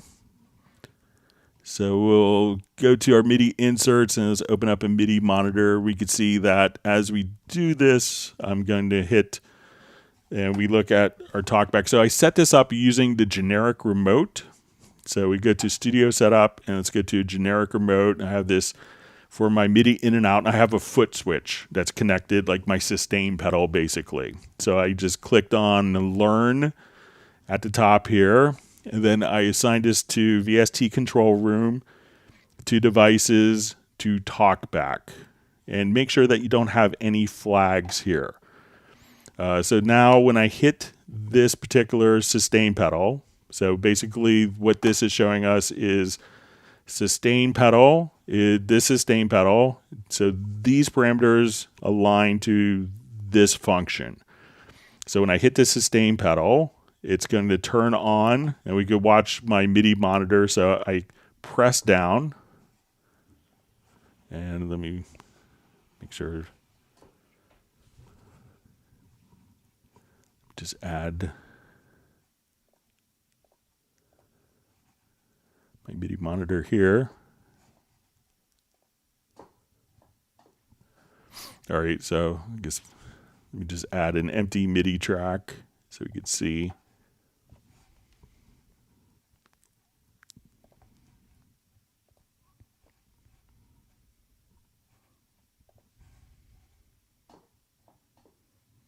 All right. So now when I hit the sustain pedal, it turns off. I release my foot from the pedal. It's off. So it's momentary. I press the pedal down and then the sustain is on, release my foot, and sustain is off. So that way it turns it into not a switch that has to be on and hit it again for off. It's more of a momentary switch. So again, go to the generic remote, set up whatever MIDI message, and then come here and set up device, VST control room to device to talk back. And at that point, it turns into a momentary switch, just like that from using a sustain pedal or any foot switch, anything that kind of spits MIDI out. All right, so we had a question. I have to do a very audio analysis on only a portion of a recording without Cubase analyzing the whole recording. It takes a lot of time on a 2-hour live event, and you only want to edit a few specific passages. All right, so if that's the case, what you could do is, because when you do a very audio analysis, this is actually going to do it for the entire, we can think of it as it's basically going to do it for the entire passage. So it's going to do an analysis of the file, and that's what it's working with. So let's say I have a number of vocal files here, and I'm just going to combine these. So let's imagine this is our 2-hour recording. And what I want to do is say, I just want to do only this particular word. So I want to take this, hit Shift plus X, and then select it and go to audio to bounce selection. You could choose to replace events. And now when you go to do very audio editing, at this point, it will only do and only needs that small selected portion of the file to do the editing as opposed to the 2-hour file. So just kind of split the range, go to audio, and then choose bounce selection. And then from there, you're only going to be processing that very small selected range. Okay.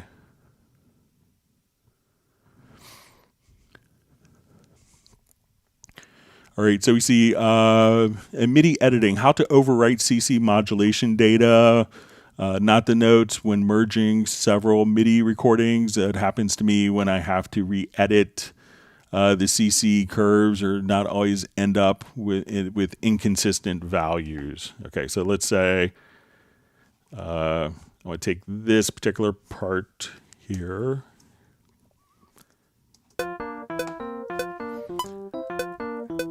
Okay, and I'm just going to draw in some modulation data.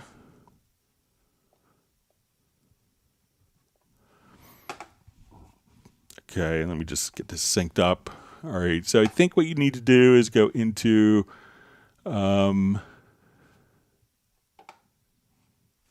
there's a specific mode as we do this. So let's I want to say it's all right, so let me just put this into, I think we had to kind of do it within the MIDI editor. So let's go to our MIDI record mode. I want to say it's in the linear and cycle. We put it to replace. It's one of these record modes. So now if I want to just record.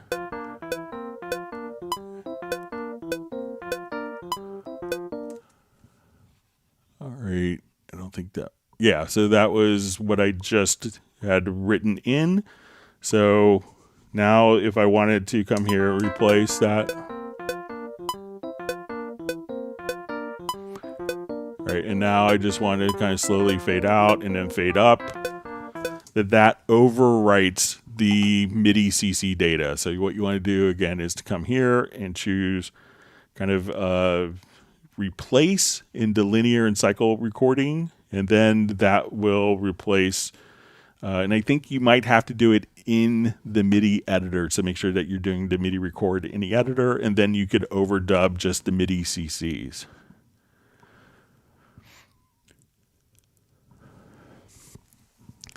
All right, so we had a question, which is the fastest way to move an event an exact amount, say 15 PPQ or 20 milliseconds? Okay, so let's say I have this event here, and I wanted to move this particular event by 15 PPQ.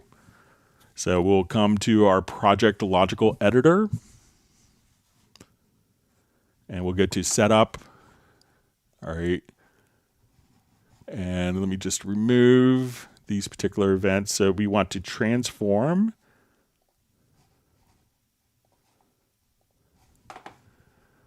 And we're going to say an audio event or MIDI event. And we're going to say property is selected. And then what we want to do is adjust position, and we could choose add.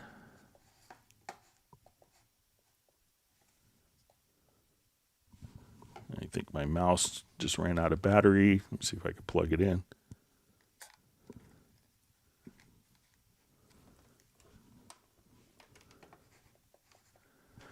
All right, so we'll say add, and then here we could just say 15 PPQ. So now at this point, when I hit apply, that event is going to move by 15 PPQ. If we wanted this to do 20 milliseconds, we could choose our time format as seconds, and we'll just choose 20 here.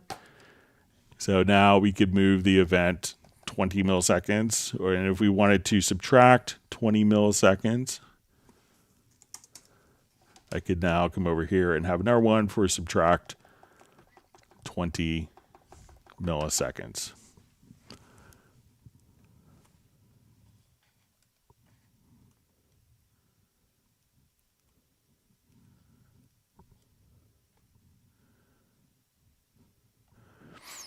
All right.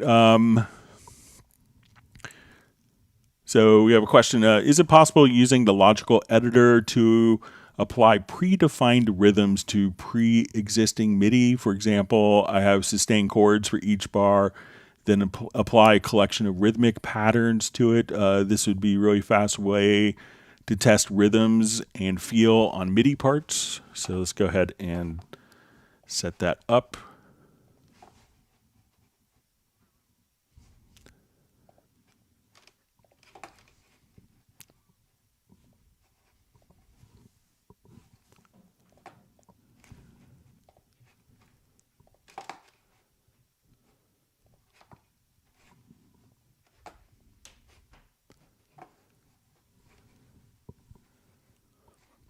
All right, so let's try a synth pad sound here.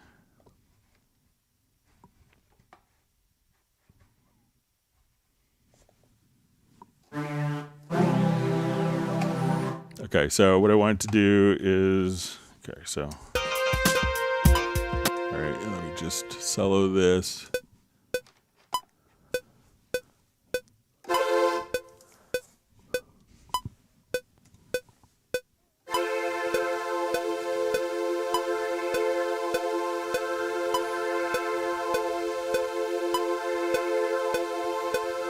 Okay, so now what I want to do is I'm just going to add a MIDI track. So we have kind of boring pad. Let's come over here. We're going to add a MIDI track. But on this particular sound, I'm going to add a plugin, and it's going to be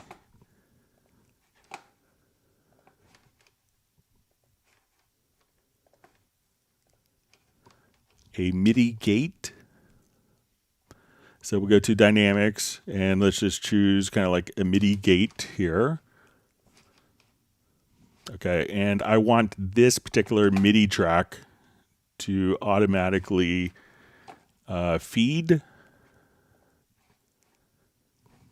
the MIDI gate plugin. So we'll come over here.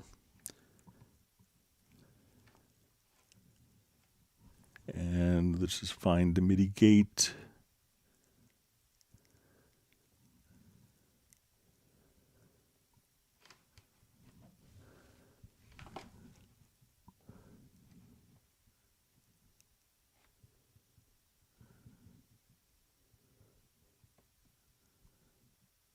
Okay, so here's our MIDI gate. All right, so I just want to, let's create just kind of a quick rhythmic pattern in here. So I'm going to grab the paintbrush tool, and let's say, okay, I want to paint in some quarter notes. Here, let me turn snap.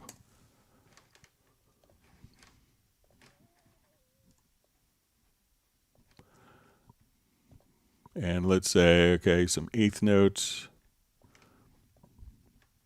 eighth note triplets, followed by 16th notes. Okay, so what this is going to do is going to open up kind of like an audio gate. And then, so if we did this right,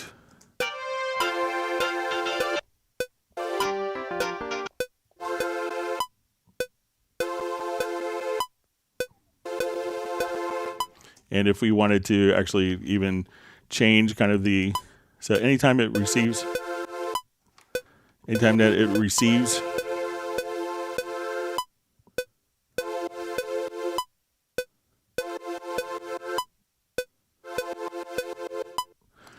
so you could just kind of come over here and you could, just simply take any rhythmic part with the MIDI gate, send a MIDI track out to that, and that could feed the actual MIDI plugin the gate to open the gate on and off, so you get different rhythmic effects just that easily. All right, so let's see if we jump back to our live questions. We may be able to sneak one more in. We're really close on time. I want to thank everyone for the great questions. All right. All right, great to see David Reuter and Kristen Parisi from Nashville.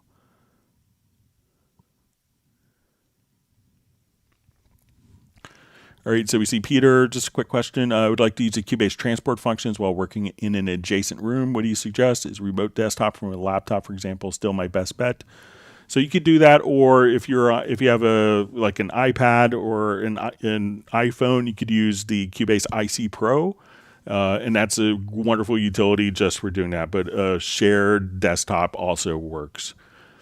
All right, so with that, we're just out of time. I want to thank everyone for the wonderful questions. I hope everyone has learned a new tip or trick. And if you have, make sure that you hit the like button and that you subscribe to the channel. We'll be doing this again on Friday, starting at 1 p.m. U.S. Eastern.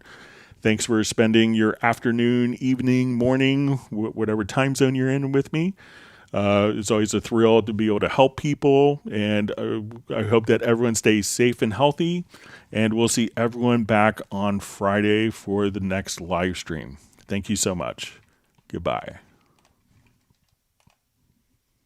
That you subscribe to the channel. We'll be doing this again on Friday, starting at 1 p.m. U.S. Eastern.